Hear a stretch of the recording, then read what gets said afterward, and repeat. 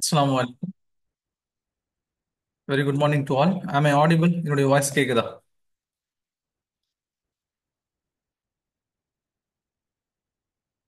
என்னுடைய வாய்ஸ் கேக்குதா? Okay. Yes. Okay, super. Okay, welcome to Islamic stock market session or classes.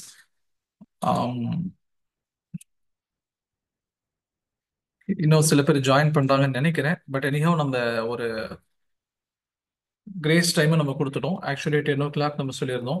10:05 ஒரு intro கொடுத்தாங்க. இப்போ 10:10 ஆயிருச்சு. நம்முடைய கிளாஸ் செஷன் நம்ம ஆரம்பிச்சிடலாம். இப்போ இன்னைக்கான கிளாஸ் செஷன் அப்படிங்கிறது ஆல்மோஸ்ட் அஃபிஷியலி ஃபர்ஸ்ட் கிளாஸ் மாதிரி தான். அதாவது நம்ம பேட்ச்ல வந்து ஃபர்ஸ்ட் கிளாஸ்ல என்ன நடத்துவோமோ அந்த கண்டென்ட்டை உங்களுக்கு நம்ம இங்க எக்ஸ்பிளைன் பண்ணிடணும். ஓகே. அந்த பேசிக்கான சில விஷயங்கள் என்ன நம்ம இதுல இந்த கிளாஸ்ல பார்ப்போம் அப்படிங்கிறத நான் உங்களுக்கு சொல்லுவேன். அண்ட் பியாண்ட் தட் நம்ம ஒரு சில விஷயங்கள் தெரிஞ்சுக்கிட்டு அதுக்கப்புறம் நம்ம கிளாஸ்க்கு போனா எனக்கு உங்ககிட்ட கொடுக்க வேண்டிய கண்டென்ட்க்கு சரியா கொடுக்க முடியுங்கிறத நான் நம்புறேன். ஏன்னா ஒவ்வொரு பேட்ச்லயும் நான் கேட்குற விஷயம் தான். ஏன்னா டார்கெட் ஆடியன்ஸ் யாருன்னு தெரியணும். அவங்க வந்து பிகினர்ஸா இல்ல வந்து ஒரு இன்டர்மீடியட் லெவல்ல இருக்கிறவங்களா இல்ல வந்து ஆல்ரெடி ட்ரேட் பண்றவங்களான்னு தெரிஞ்சாதான் அதுக்கேற்ற மாதிரி ஒரு பேலன்ஸ்டு கண்டென்ட் நம்மளால கொடுக்க முடியும். இப்போ நம்ம வந்து ரெண்டு செஷன் முதல்ல ஓரியன்டட் செஷன் நடத்தணும். ஃபர்ஸ்ட் செஷன்ல பாத்தீங்கன்னு சொன்னா ஸ்டாக் மார்க்கெட்ல இருக்கக்கூடிய ஆப்பர்ச்சுனிட்டிஸ் என்ன நடத்திடணும். ஓகேங்களா? ஸ்டாக் மார்க்கெட்ல இருக்கக்கூடிய ஆப்பர்ச்சுனிட்டிஸ் என்ன. அடுத்தது பாத்தீங்கன்னு சொன்னா செகண்ட் செஷன்ல வந்து இஸ்லாமிக் வியூ பத்தி நடத்திடணும். ஸ்டாக் மார்க்கெட் சம்பந்தமா ஆன்லைன் ட்ரேடிங் சம்பந்தமா இஸ்லாமிக் வியூ என்னென்ன இருக்கு அப்படின்னு சொல்லி நம்ம நடத்திடணும். இப்போ இந்த ஃபர்ஸ்ட் செஷன்ல வந்து அட்டன் பண்ணவங்க யாராவது இருந்தீங்கன்னா ஒன் ப்ரெஸ் பண்ணுங்க. இல்ல ஃபர்ஸ்ட் செஷன் அட்டன் பண்ணலன்னா ஜீரோ ப்ரெஸ் பண்ணுங்க.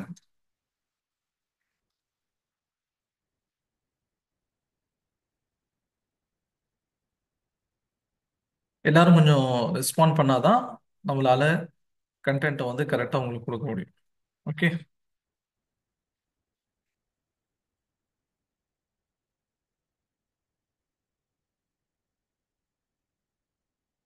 ஓகே, அவ்வளோதான் ரெஸ்பாண்டா. ஒரு 6 பேர் 6 பேர் தான் ரெஸ்பாண்ட் கொடுத்துருக்கீங்க.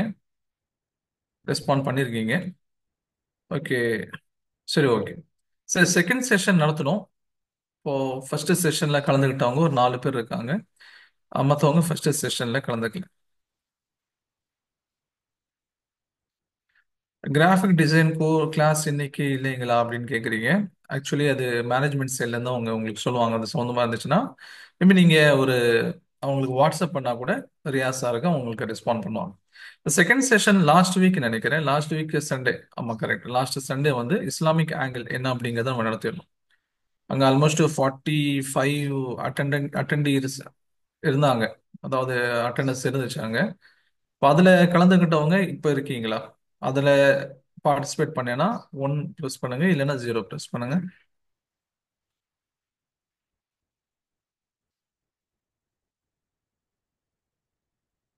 Okay, super. இப்போ ஆல்மோஸ்ட் வந்து எல்லாருமே போன செஷன்ல அட்டன் பண்ணவங்க இருக்கீங்க. ஒருத்தங்க மட்டும் போன செஷன்ல அட்டன் பண்ணல. 2 பேர் மட்டும் அட்டன் பண்ணல, மற்றவங்க அட்டன் பண்ணவங்க இருக்கீங்க. ஓகே. சரி, ஓகே. இப்போ நம்ம ரெண்டு செஷன்ல நம்ம என்ன பார்த்துட்டோம்னு சொன்னா, அதாவது ஸ்டாக் மார்க்கெட்ல என்னென்ன ஆப்பர்ச்சுனிட்டிஸ் இருக்கு இது நமக்கு வேணும். ரெண்டாவது இஸ்லாமிக் வியூ என்னங்கிறது நமக்கு தெரியணும். நம்ம வந்து எல்லாமே வந்து இஸ்லாமிய பார்வையில என்ன சொல்ல வராங்க அப்படிங்கிறத பார்த்து தான் நம்ம செய்ய போறோம். நம்ம கண்டென்ட் உடைய எக்ஸ்க்ளூசிவ் நோக்கமும் அதுதான். இஸ்லாமிய பார்வையில ஸ்டாக் மார்க்கெட்னா என்ன அப்படிங்கிறது நமக்கு தெரிஞ்சிருந்தாதான் அதை மட்டும் நம்மளால செய்ய முடியும். ஓகே. இப்போ நம்ம வந்து இந்த ரெண்டு செஷன்லயும் இருந்தனால உங்களை நான் ஆல்ரெடி என்ன பண்ணியிருப்பேன், ஸ்க்ரூட்டனைஸ் பண்ணியிருப்பேன். அதாவது நீங்க வந்து ஜீரோ லெவல்ல இருக்கீங்களா, இல்ல வந்து ஃபர்ஸ்டா இல்ல செகண்டா அப்படிங்கிற 3 நம்பர் நான் கொடுத்துருப்பேன். திரும்ப இன்னொரு தடவை கேட்டுக்கலாம், ஒன்றும் தப்பு இல்லை. நான் ஸ்டாக் மார்க்கெட்ல நான் வந்து நியூ, நான் வந்து எல்கேஜி சார், எனக்கு எதுவுமே தெரியாது அப்படிங்கிறவங்க ஜீரோ ப்ரெஸ் பண்ணுங்க. நான் எல்லாம் முடிச்சு சொன்னதுக்கு அப்புறம் நான் கேள்விப்பட்டிருக்கேன் சார், ஆனா வந்து ஒரு இன்டர்மீடியட் லெவல் எனக்கு நான் வந்து கேள்விப்பட்டிருக்கேன், ஆனா நான் இது வரைக்கும் செஞ்சது இல்லை. மற்றபடி எனக்கு வந்து பிஎஸ்சினா தெரியும், என்எஸ்சினா தெரியும், செபினா என்னன்னு தெரியும், உள்ள இருக்கிற டேர்ம்ஸ் வந்து கொஞ்சம் கொஞ்சம் தெரியும் அப்படிங்கிறவங்க இன்டர்மீடியட் லெவல் ஒன் ப்ரெஸ் பண்ணுங்க. இல்லை சார், ஆல்ரெடி நான் என்ன பண்ணிட்டு இருக்கேன்னா ட்ரேடிங் பண்ணிட்டு இருக்கேன், ஏன்னா வந்து நான் அப்கிரேட் பண்ணிக்கிறதுக்கும் இஸ்லாமிக் பாயிண்ட் ஆஃப் வியூல இருந்து நான் ஸ்டாக் செலக்ட் பண்ணதுக்கும் நான் இந்த கோர்ஸ் அட்டன் பண்றேன் அப்படிங்கிறவங்க டூ ப்ரெஸ் பண்ணுங்க.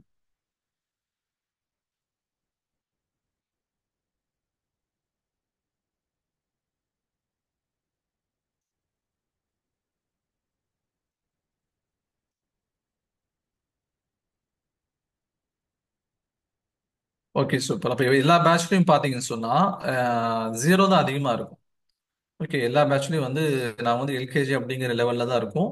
ஆனா இந்த பேட்ச்ல பாத்தீங்கன்னு சொன்னா டூ தான் அதிகமா தெரியுது. ஓகே, நான் ஆல்ரெடி ட்ரைனிங் பண்ணிட்டு இருக்கேன். ஆனா வந்து இது வரைக்கும் நான் கிளாஸ் எதுவும் அட்டன் பண்ணல. இது வரைக்கும் ஷரியாவுடைய ஆங்கிள் எனக்கு பெருசா தெரியல, அதெல்லாம் தெரிஞ்சுக்கணும்னு நினைக்கிறேன் அப்படின்னு அட்டன் பண்ணவங்க ஒன்னு ரெண்டு பேர் தான் இருப்பாங்க இதுக்கு முன்னாடி இந்த பேட்ச்ல. இப்போ இங்க வந்து என்னன்னு சொன்னா அதுவே ஒரு நாலஞ்சு பேர் இருக்காங்க. ஒன்று ரெண்டு மூணு நாலு அஞ்சு பேர் கிட்டக்க அதுலயே இருக்காங்க. செகண்ட் கேட்டகரி பாத்தீங்கன்னா நம்பர் ஒன் இருக்குது, அதுக்கப்புறம் பாத்தீங்கன்னா ஜீரோ இருக்குது. ஜீரோவும் ஒன்னும் ஈக்குவலா இருக்கு போல நம்ம எடுத்துக்கலாம். ஜீரோவும் ஒன்னும் ஈக்குவலா இருக்கு போல எடுத்துக்கலாம்.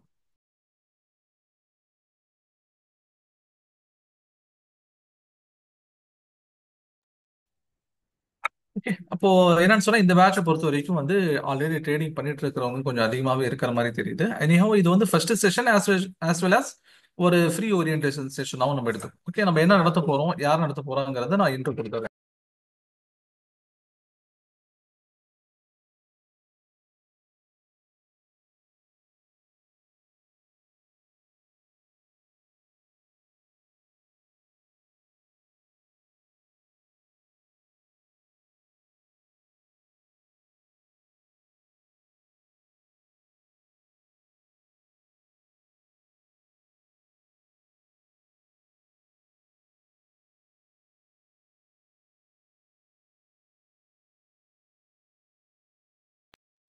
Sorry for the interruption. என் பையன், என் சின்ன பையன் கொஞ்சம் நடுவில் வந்துட்டான். ஓகே, அதனால என்னன்னு சொன்னா இந்த செஷன் அப்படிங்கிறது முன்னாடி எப்பவுமே இல்லாத மாதிரி வந்து லேர்ன்டு பர்சன்ஸ் கொஞ்சம் அதிகமா இருக்க மாதிரி தெரியுது. இல்ல ஓரளவுக்கு எனக்கு தெரிஞ்சிருக்கும் அப்படின்னு சொல்லுவாங்க இருக்கீங்க.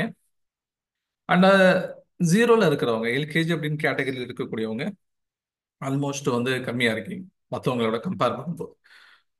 இப்போ இன்னைக்கான நம்முடைய செஷன் எப்படி இருக்கும் அப்படின்னு சொல்லி பார்த்தீங்கன்னா, நம்முடைய ஓவரால் நம்முடைய செஷனுடைய ஒரு சம்மரி இதுதான். நம்ம சில டாபிக்ஸ் வந்து நம்ம இங்கே கவர் பண்ணுவோம். இன்னைக்கு வந்து ஃபர்ஸ்ட் அந்த பேசிக் டெர்மினாலஜிஸ் அதை நம்ம இன்னைக்கு பார்ப்போம். அதாவது எந்த ஒரு ஃபீல்ட்ல இருந்தாலும் அவங்க பேசிக்கா யூஸ் பண்ணக்கூடிய டெர்மினாலஜிஸ் என்னன்னு நம்ம தெரிஞ்சுக்கணும். புரியுதுங்களா? இப்போ மெடிக்கல் ஃபீல்டு இருக்கிறவங்களுக்கு அவங்களுக்கு சில டெர்மினாலஜிஸ் இருக்கும், எல்லா டாக்டர்ஸ்க்கும் அது தெரிஞ்சிருக்கும். ஓகே, ரெஸ்பெக்டிவ் ஆஃப் அவங்க வந்து கார்டியாலஜிஸ்டோ இல்லை வந்து அவங்க சைக்காட்ரிஸ்டோ, அவங்க வந்து டெர்மிட்டாலஜிஸ்டோ கைனகாலஜிஸ்டோ, எந்த டாக்டரா இருந்தாலும் அவங்க பேசிக் டெர்மினாலஜிஸ் தெரிஞ்சு வச்சிருப்பாங்க. அதே மாதிரி பாத்தீங்கன்னா சொன்னா உலமாக்கள் இருந்தாங்க சொன்னா அவங்க உலமாக்களுக்கு நடுவில் என்ன இருக்கும், சில பேசிக் டெர்மினாலஜிஸ் இருக்கும். குரான் ஹதீஸ், முஹத்திஸ்னா யாரு, ஃபுகஹாக்கள்னா யாரு, அதே மாதிரி வந்து ஹதீஸ்னா எதை சொல்லுவாங்க, குரானுடைய வசனங்களுக்கு என்ன மதிப்பு, ஹதீஸுடைய விஷயங்களுக்கு என்ன மதிப்பு, வரலாறுகளுக்கு எதுல படிக்கணும் அப்படிங்கிற பேசிக்கான சில விஷயங்கள் தெரிஞ்சு வச்சிருப்பாங்க. அந்த மாதிரி நம்ம ட்ரேடிங்ல ஈடுபட போகக்கூடிய நம்ம சிலர் வந்து என்ன சொன்னா பேசிக் டெர்மினாலஜிஸ் பத்தி தெரிஞ்சுக்கணும். ஸ்டாக் மார்க்கெட்ல இருக்கக்கூடிய பேசிக் டெர்மினாலஜிஸ் இது சிலருக்கு தெரிஞ்சிருந்திருக்கலாம், இல்ல சிலர் பேர் வந்து அது தெரியாம என்னன்னு சொல்லி யூஸ் பண்ணிட்டு இருந்திருக்கலாம். இப்போ வந்து நீங்க என்ன பண்றீங்க, இப்ப சில பேர் இதுல வந்து ட்ரேட் பண்றவங்க இருக்கீங்க, அவங்களுக்கு வந்து நிஃப்டின்னு என்ன தெரிஞ்சிருக்கும். ஆனா இந்த நிஃப்டிங்கிறது ஆக்சுவலி என்ன அப்படிங்கிறது தெரிஞ்சிருக்காது. ஓகேங்களா? அதே மாதிரி என்னன்னு சொன்னா இப்ப புதுசா இன்டர்மீடியட் லெவல்ல இருக்கிறவங்களுக்கு என்னன்னு சொன்னா நிஃப்டி தெரிஞ்சிருந்தாலும் அவங்களுக்கு வந்து ஷார்ட் செல்லிங்னா என்னன்னு சொல்லி தெரிஞ்சிருக்காது, ஷார்ட் செல்லிங் உடைய ஃபுல் எக்ஸ்பிளனேஷன் என்னன்னு சொல்லி தெரிஞ்சிருக்காது. ஓகேங்களா? அப்போ எந்த ஒரு ஃபீல்டா இருந்தாலும் அதுல வந்து பயன்படுத்தக்கூடிய ஒரு டெர்மினாலஜிஸ் வந்து நம்ம யூஸ் பண்ணிட்டா, நம்ம கத்துக்கிட்டாதான் அந்த ஃபீல்ட்ல வந்து நம்மளால வந்து ஒரு சர்வைவ் பண்ண முடியும். சரிங்க. இப்போ இந்த டாபிக் தான் நம்மளுடைய முழு கோர்சஸ் நம்ம கவர் பண்ண போறோம். ஆல்மோஸ்ட் வந்து 15 டு 17 தியரி கிளாஸஸ் இருக்கும். 15ல இருந்து 17 கிளாஸ் வந்து அஹ், என்ன இருக்குன்னு சொன்னா ஒரு தியரி கிளாஸ் இருக்கும். அதுக்கப்புறம் பார்த்தீங்கன்னு சொன்னா ஒரு 10 கிளாஸஸ், அரௌண்ட் 10 கிளாஸஸ் என்ன இருக்குன்னு சொன்னா ப்ராக்டிக்கல் செஷன்ஸ் இருக்கும். நம்ம படிச்சதை எப்படி அப்ளை பண்ணி பார்க்கிறது. இப்போ நம்முடைய கிளாஸஸ் நார்மலி வந்து மண்டே டு ஃப்ரைடே இருக்கும். Okay, Monday to Friday, weekly 5 days இருக்கும், சாட்டர்டே சண்டே ஆஃப். ஓகே, சாட்டர்டேயும் சண்டேயும் உங்களுக்கு ஆஃப் இருக்கும். அந்த வகையில் பார்த்தீங்கன்னா சொன்னா முழு கிளாஸஸ் முடியறதுக்கு உங்களுக்கு கிட்டத்தட்ட 1.5 மாசம் வரைக்கும் ஆயிரும். நான் வந்து இன்க்ளூடிங் சாட்டர்டே சண்டே சேர்த்து சொல்றேன். ஏன்னா வந்து நம்முடைய தியரி கிளாஸ் முடியறதுக்கே அரௌண்ட் வந்து 3.5 வீக்ஸ். ஓகே, ஒரு 4 வீக்ஸ்னு வச்சுக்கோங்களேன், 4 வீக்ஸ் ஆயிரும். அதுக்கப்புறம் ப்ளஸ் வந்து நம்மளுடைய தியரி கிளாஸஸ்க்கு 2 வீக்ஸ், மொத்தமாக வந்து பார்த்தீங்கன்னா ஒரு 6 வீக்ஸ் ஆயிரும். ஓகே, ஒவ்வொரு 1.5 மாசம். இப்போ இந்த 1.5 மாசத்துல ஸ்டாக் மார்க்கெட் கத்துக்க முடியுமா? லாஸ்ட் வீக் கூட அந்த கொஸ்டின் கேட்டிருந்தாங்க. அது நல்ல ஒரு சூப்பரான கொஸ்டின் தான். இந்த 6 வீக்ஸை நம்மளால கத்துக்க முடியுமான்னு கேட்டா நம்முடைய கோர்ஸ் அப்படிங்கிறது பேசிக் கோர்ஸ். ஓகே, பேசிக் கோர்ஸ் அப்படிங்கிறது என்ன, நீங்க வந்து ஸ்டாக் மார்க்கெட்ல வந்து ஒரு சின்ன சின்னதா மீன் பிடிக்க எப்படி எப்படி பிடிக்கணுங்கிறத நம்ம சொல்லி கொடுத்துருக்கோம். ஓகே, ஸ்டாக் மார்க்கெட் அப்படிங்கிறது ஒரு கடல் அப்படின்னா அதுல கரையில உட்காந்து மீன் பிடிக்கிறது எப்படிங்கிறத கற்றுக் கொடுத்துருவோம். ஆழ்கடல்ல போய் மீன் பிடிக்கணும் அப்படின்னு சொல்லி நினைக்கிறவங்க என்ன பண்ணலாம், அவங்க வந்து அட்வான்ஸ் கோர்சஸ் வந்து இருக்கு, அதை வந்து அட்டன் பண்ணலாம். ஓகே, அட்வான்ஸ் கோர்சஸ் வந்து நாங்களே ஆரம்பிக்க போறோம். நீங்க பேசிக் கோர்ஸ்லாம் முடிச்சுட்டு இப்போ வந்து 1.5 மாசங்கிறது நம்ம ப்ராக்டிக்கல் செஷனா நம்ம சொல்லியிருக்கோம். ப்ளஸ் 1.5 மாசம் உங்களுக்கு வந்து ட்ரைனிங்ல இருந்து நாங்க பேக்கப் கொடுப்போம். அது ஓகே, நாங்க வந்து பேக்கப்ல இருந்து உங்களுக்கு மானிட்டர் பண்ணிட்டே இருப்போம். நீங்க வந்து இந்த 1.5 மாசம் ட்ரைனிங் எடுங்க, இந்த ஆப்ல எடுங்க, இந்த மாதிரி எடுங்க, ப்ராக்டிஸ் பண்ணி பாருங்க. அப்படிங்கிறது ஒரு முழு 3 மாசம் முடிஞ்சதுக்கு அப்புறம் தான் நீங்க ரியல் மார்க்கெட் பக்கம் வர முடியும். ஓகே, அதனால இது வந்து பேசிக்கான சில கைடன்ஸ் நம்ம கொடுக்கணும். இதோடைய டீடைல்ஸ் வந்து நான் கிளாஸுடைய கடைசியில கொடுக்குறேன். ஓகே, நம்ம கிளாஸுடைய கடைசியில வந்து எப்படி நோட்ஸ் எடுக்கணும், என்ன நோட்ஸ் எடுக்கணும், அதே மாதிரி வந்து நீங்க கிளாஸ்ல வந்து ஃபாலோ பண்ண வேண்டிய இன்ஸ்ட்ரக்ஷன்ஸ் என்ன, இது எல்லாத்தையும் நம்ம கடைசியில கொடுக்குறோம். இன்னைக்கான கிளாஸஸ் வந்து நம்ம ஆரம்பிச்சிடலாம். பேசிக் டெர்மினாலஜிஸ் ஆரம்பிப்போம். அதுக்கு முன்னாடி என்னை பத்தியான ஒரு ஸ்மால் இன்ட்ரடக்ஷன். கடைசி தடவை சொல்லியிருப்பேன், சில பேர் வந்து அட்டன் பண்ணாதவங்களுக்காக ஒரு சின்ன ஒரு இன்ட்ரடக்ஷன். ஏன்னா யார் நடத்துறாங்க அப்படிங்கிறது உங்களுக்கு ஒரு ஓவர்வியூ இருக்கணும். அப்போனா தான் உங்களுக்கு நடத்தக்கூடிய கண்டென்ட் மேல நம்பிக்கை வரும். இப்ப நானே ஒரு பிகினரா இருந்து உங்களுக்கு நடத்துனேன்னா அப்போ வந்து உங்களுக்கு என்னுடைய கண்டென்ட் மேல வந்து நம்பிக்கை வராம கூட போகலாம். ஓகே, நான் வந்து ஷரியாவுடைய பாயிண்ட் ஆஃப் வியூல நடத்துறது சொன்னது காரணம் வந்து ஒரு மதசால இருந்து நம்ம படிச்சுட்டு வந்திருக்கோம். ஓகே, மதசால இருந்து ஒரு படிப்புகள் முடிச்சுட்டு வந்திருக்கோம். மதசால ஓதி முடிச்ச உஸ்தாதுன்னு சொல்லுவாங்களே இல்லையா, அந்த கேட்டகரியில நம்ம அங்க கொஞ்ச காலங்கள் வந்து உஸ்தாதாவும் இருந்தோம். அடுத்தது பார்த்தீங்க சொன்னா மியாஸ் இன்ஸ்டியூட் ஆஃப் மேனேஜ்மெண்ட் சென்னையில் வந்து எம்பிஏ நம்ம கம்ப்ளீட் பண்ணியிருக்கோம். 2012 அண்ட் 14 பேட்ச்ல நம்ம அங்கே முடிச்சிருக்கோம். அதுக்கப்புறம் வந்து யூபிஎஸ்சி ஃபேக்கல்ட்டி கொஞ்ச நாள் வந்து யூபிஎஸ்சி ட்ரைனிங் ஃபேக்கல்ட்டியாக இருந்தேன். ஆரம்பத்தில் வந்து அட்மின் சைடில் இருந்தேன். அதுக்கப்புறம் நானும் டீச்சிங் ஃபேக்கல்ட்டியாக எக்கனாமிக்ஸ் ஹேண்டில் பண்ணியிருந்தேன். ஓகே, இந்த 3 விஷயங்கள் என்ன தேவைப்படுதுன்னு சொன்னா இந்த 3 விஷயங்களை வச்சு உங்களுக்கு நல்ல ஸ்டாக் மார்க்கெட்டை கிளியர் கட்டாக கொடுக்க முடியும் அப்படிங்கிறதுக்காக நான் இந்த சொல்ல வரேன்.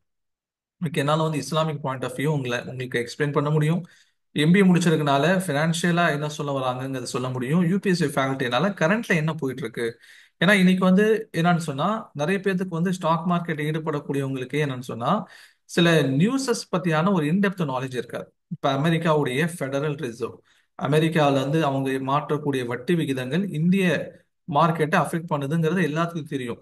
ஆனா ஏன் பண்ணுது, இந்த ஃபெடரல் ரிசர்வ் யாரு, அவங்க என்ன பண்றாங்க, எப்படி அதை இம்பாக்ட் பண்ணுதுங்கிறது தெரியாது. ரெண்டாவது பாத்தீங்கன்னு சொன்னா நம்முடைய பட்ஜெட் பிப்ரவரி எவ்ரி இயர் பிப்ரவரி மந்த் வந்து நம்ம ஃபினான்ஸ் மினிஸ்டர் என்ன பண்ணுவாங்கன்னா பட்ஜெட் சப்மிட் பண்ணுவாங்க. இது மார்க்கெட் அஃபெக்ட் பண்ணுதுங்கிறது தெரியும், எந்த விதத்துல அஃபெக்ட் பண்ணுது அப்படிங்கிறது தெரியாது. இப்ப இந்த மாதிரியான நியூஸ் என்னன்னு சொன்னா நமக்கு தெரிஞ்சிருக்கணும், அதை பத்தியான புரிதல் இருக்கணும். நிறைய பேர் வந்து நியூஸ் வந்திருக்கு அதனால ஏறி இருக்கு, நியூஸ் வந்திருக்கு அதனால இறங்கி இருக்குன்னு சொல்லி ஜென்ரலா சொல்லிட்டு போயிடுவாங்க. அப்படி இல்லை. நம்முடைய கோர்சஸ்ல பாத்தீங்கன்னு சொன்னா இன்டர்நேஷனல் அண்ட் லோக்கல் இம்பாக்ட்ஸ் அப்படின்னு சொல்லி தனி ஒரு கிளாஸ் இருக்கு. அது வெளிநாட்டில் நடக்கக்கூடிய சில நிகழ்வுகள் அது இந்திய பங்குச்சந்தை எப்படி பாதிக்குது, உள்நாட்டில் நடக்கக்கூடிய சில நிகழ்வுகள் எது எது இந்திய பங்குச்சந்தையை பாதிக்குது அப்படின்னு சொல்லி நம்ம தனி ஒரு கிளாஸஸ் வச்சிருக்கோம்.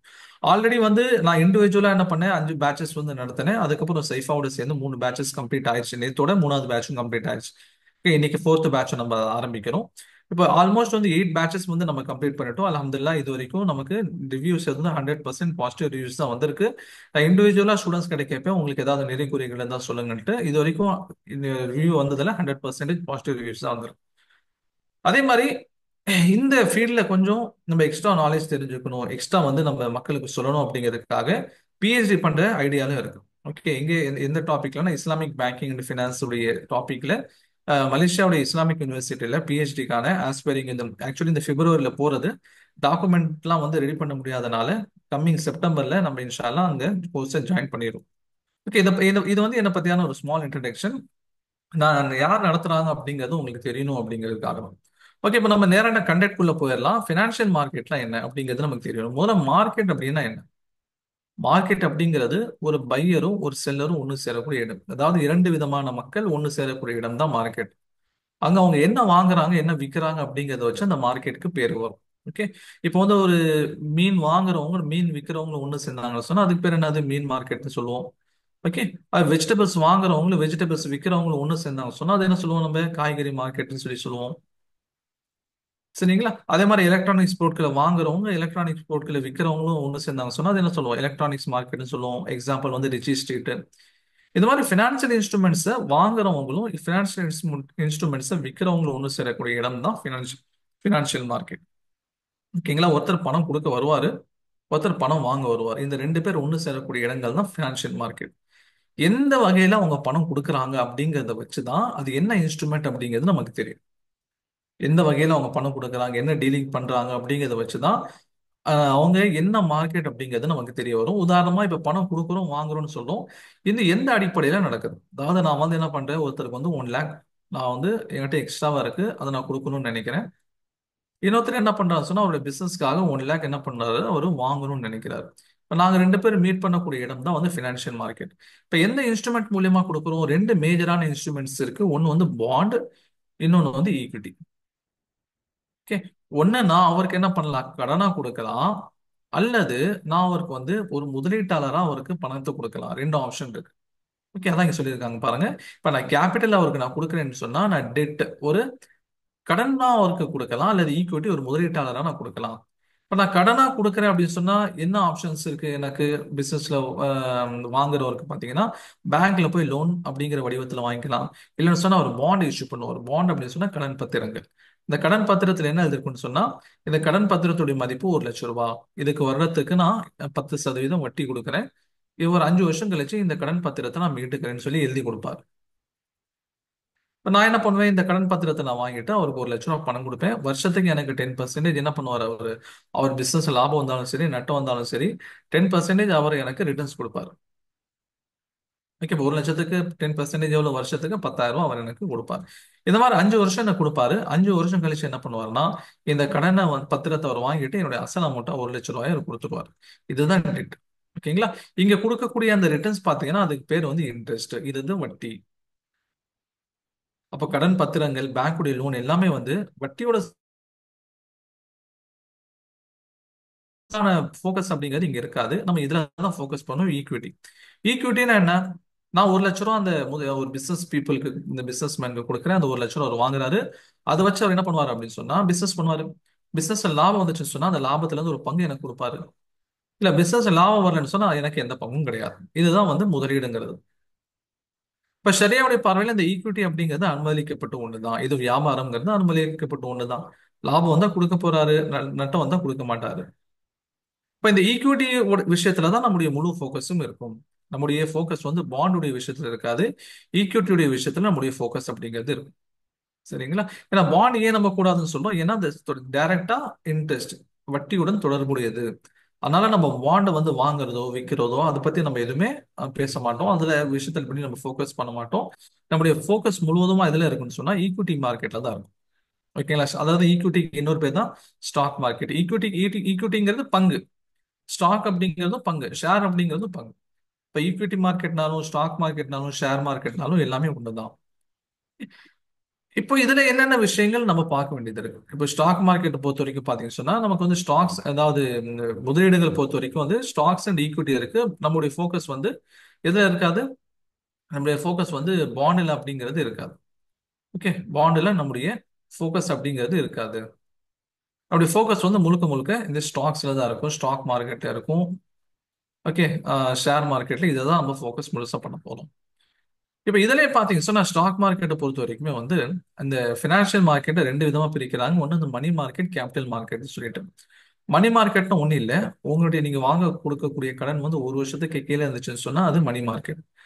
நீங்க வாங்க அல்லது கொடுக்கக்கூடிய கடன், அதாவது அதோட இன்வெஸ்ட்மெண்ட் 1 வருஷத்துக்கு அதிகமா இருந்துச்சுன்னு சொன்னா அது கேபிட்டல் மார்க்கெட். ஏன் சார் இது ரெண்டா பிரிக்கிறாங்க? ஏன்னா கவர்மெண்ட் வந்து ரெண்டுக்கும் ரெண்டு விதமான டாக்ஸ் வாங்குது. மணி மார்க்கெட்ல ஒரு விதமான டாக்ஸ் வாங்குது. உதாரணமா 20% அப்படின்னு சொன்னா, கேபிட்டல் மார்க்கெட்ல கவர்மெண்ட் வாங்கக்கூடிய டாக்ஸ் வந்து 15% இருக்கும். ஓகேங்களா? ஷார்ட் டேர்ம் வந்து வாங்கக்கூடிய லாபத்துக்கு அதிகமான டாக்ஸும், லாங் டேர்ம்க்கு நீங்க பண்ணக்கூடிய இன்வெஸ்ட்மெண்ட்ல குறைவான டாக்ஸ் தான் இருக்கும். டாக்ஸஸ் பத்தியும் நம்ம தனியா ஒரு கிளாஸஸ்ல பார்ப்போம். இப்போ ஒரு இடத்துல நீங்க என்ன பண்ணீங்க சொன்னா, புதுசா வந்து ஒரு ஈக்விட்டி வாங்க போறீங்க அப்படின்னா அதுக்கு ஒரு பேர் இருக்கு. இல்ல ஆல்ரெடி வாங்கின ஒருத்தர்கிட்ட நீங்க வாங்க போறீங்கன்னா அதுக்கு ஒரு பேர் இருக்கு. ஓகே, இப்பதான் ஒரு கம்பெனி புதுசா வருது, அவங்களுடைய ஷேர்ஸ் இப்பதான் இஷ்யூ பண்றாங்க. அந்த ஷேர்ஸ் நீங்க ஆரம்பத்திலே வாங்கணும்னு நினைக்கிறீங்கன்னா அதுக்கு பேர் ஐபிஓ. இல்ல ஆல்ரெடி வேற ஒருத்தர்ட்ட அந்த ஷேர்ஸ் இருக்குது, 10 வருஷத்துக்கு முன்னாடி அந்த கம்பெனி வந்து ஸ்டாக் மார்க்கெட்டுக்கு வந்து லிஸ்ட் ஆயிருச்சு. இப்ப அந்த ஸ்டாக் வாங்குனீங்கன்னு சொன்னா அது செகண்டரி மார்க்கெட். உதாரணத்துக்கு நீங்க ஒரு கார் உதாரணத்துக்கு வச்சுக்கோங்க. ஒரு கார், நீங்க புது கார் மாருதி டிசைர் என்ன பண்ணீங்க, நீங்க புதுசா வாங்கணும்னா எங்க போவீங்க? நீங்க ஷோரூமுக்கு போவீங்க. இல்ல எனக்கு புதுசு வேணாம், நான் செகண்ட் ஹேண்ட் வாங்கிக்கிறேன் அப்படின்னு சொன்னா செகண்ட் ஹேண்ட் கார் அப்படின்னு சொல்லிட்டு சில தனியான சில ஷோரூம் சில ஆஃபீஸ்லாம் இருக்கும், அங்க போய் நம்மளால வாங்க முடியும். அதே மாதிரி தான் பிரைமரி மார்க்கெட்னா என்ன, புதுசா வந்து இப்பதான் நீங்க அந்த ஷேர்ஸ் வாங்குறீங்க, புதுசா இப்பதான் அவங்க இஷ்யூ பண்றாங்கன்னா அது பிரைமரி மார்க்கெட். செகண்டரி மார்க்கெட் அப்படிங்கிறது என்ன, ஏற்கனவே வந்து இஷ்யூ பண்ணிட்டாங்க, அவங்க கிட்ட இருந்து நீங்க வாங்குனீங்கன்னா அது செகண்டரி மார்க்கெட். ஓகே, இந்த டேர்ம்ஸ் வந்து அதிகமா வந்து புழக்கத்துல வருங்கிறதுக்காக நம்ம இதை சொல்ல வேண்டியது இருக்கு. இன்னைக்கு இந்த ரெண்டு வேலையும் யார் பாக்குறான்னு சொன்னா பிஎஸ்சி என்எஸ்சி அதுவே பாக்குறோம். ஓகே, அதை பத்தி நம்ம பின்னாடி பார்ப்போம். பிஎஸ்சினா யாரு, என்எஸ்சினா யாருன்னு பார்ப்போம். இவங்களே என்ன பண்ணிக்கிறாங்க, பிரைமரி மார்க்கெட்டாவும் ஒர்க் பண்ணிக்கிறாங்க. அது ஒரு இடத்துல நீங்க வந்து ஹோல்சேலாவும் டீல் பண்ண முடியும், ரீட்டைலராகவும் டீல் பண்ண முடியுமா, அந்த மாதிரி தான். ஓகே, இப்போ ஈரோடுக்குலாம் நீங்க வந்து போறீங்கன்னு சொன்னா திங்கக்கிழமை எவ்ரி நைட் என்ன ஆகுதுன்னு சொன்னா திங்கக்கிழமை அல்ஹம்துலில்லாஹ். திங்கக்கிழமை நைட் மார்க்கெட்டுக்கு போனீங்கன்னா அங்க நீங்க ஹோல்சேலாவும் வாங்கிக்க முடியும், அதே மாதிரி ரீட்டைலராகவும் துணியை வாங்கிக்க முடியும். அந்த மாதிரி என்ன ஆகுது, ஒரே இடம் வந்து உங்களுக்கு பிரைமரி மார்க்கெட்டாகவும் ஒர்க் ஆகுது, செகண்டரி மார்க்கெட்டாகவும் ஒர்க் ஆகுது. அப்போ பிரைமரி மார்க்கெட்னா என்ன, செகண்டரி மார்க்கெட் என்னங்கிற ஒரு ஸ்மால் இன்ட்ரடக்ஷன்ங்கிறது கொடுத்தாச்சு. நம்முடைய ஃபோக்கஸ் வந்து மேஜர்லி ஸ்டாக்ஸ்ல இருக்கும். இப்போ பங்குகள் அப்படிங்கிறது என்ன, பங்குகள் அப்படிங்கிறது ஒரு நிறுவனம், உதாரணமா வந்து ஆர்ஐஎல் ரிலையன்ஸ் இண்டஸ்ட்ரீஸ், அவங்களுக்கு பிசினஸ் வந்து எக்ஸ்பேண்ட் பண்ணணும். இப்போ அதுக்கு ஒரு 100 கோடி ரூபாய் வேணும் உதாரணத்துக்கு. இப்போ 100 கோடியில 50 கோடி என்ன பண்ணுவாரு, முகேஷ் அம்பானி தன்னுடைய கையில இருந்து போடுவாரு. ஓகேங்களா, இப்ப அடுத்து இருக்கக்கூடிய 50 கோடிக்கு என்ன பண்றாரு, அவர் வந்து முதலீட்டாளர்களை எதிர்பார்க்கிறார்.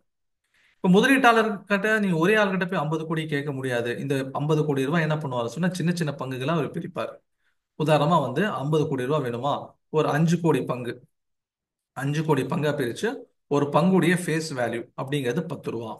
இப்ப நீங்க யார் எவ்வளவு வேணாலும் வாங்கிக்கலாம். இப்ப நான் வந்து எனக்கு 100 ரூபாய்க்கு வாங்கணுமா, அப்ப எனக்கு வந்து ஒரு 10 ஷேர் கிடைக்கும்.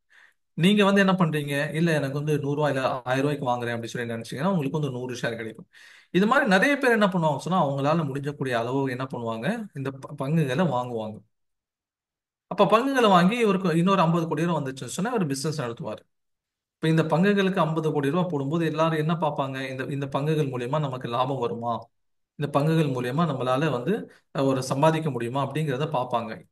அதுக்கு முன்னாடி அவங்க என்னென்ன விஷயங்களை பார்க்கணும், ஒரு நிறுவனம் வந்து பங்கு அதாவது லாபம் தரக்கூடிய கம்பெனி தான் அப்படிங்கிறத நம்ம கண்டுபிடிக்கிறது எப்படிங்கிறது தான் என்ன பண்ணுவோம், நம்ம technical and fundamental analysis. First fundamental analysis பார்ப்போம், அதுக்கு அடுத்து டெக்னிக்கல் அனாலிசிஸ் பார்ப்போம், அதை வச்சு நம்ம கண்டுபிடிப்போம். இதை தாண்டி நிறைய விஷயங்கள் இருக்கு, அது எல்லாத்தையும் கம்பைன் பண்ணி நம்ம என்ன பண்ணுவோம்னு சொன்னா ஒரு முடிவெடுப்போம். புரிஞ்சுங்களா? இப்ப அந்த வகையில ரிலையன்ஸ் இண்டஸ்ட்ரீஸ் என்ன பண்ணிருக்கு, ஸ்டாக் மார்க்கெட்ல அவங்களுடைய முதலீடுகள் மட்டும் இல்லாம பங்குதாரர்கள் கிட்ட இருந்து வாங்கியிருக்காங்க. அந்த பங்குதாரர்கள் அவங்க இந்தியர்களா கூட இருக்கலாம், ஓகே, உங்களை மாதிரி என்ன மாதிரியான சாதாரண மக்களா இருக்கலாம், அவங்கள வந்து ரீட்டைல் இன்வெஸ்டர்ஸ் சொல்லுவாங்க.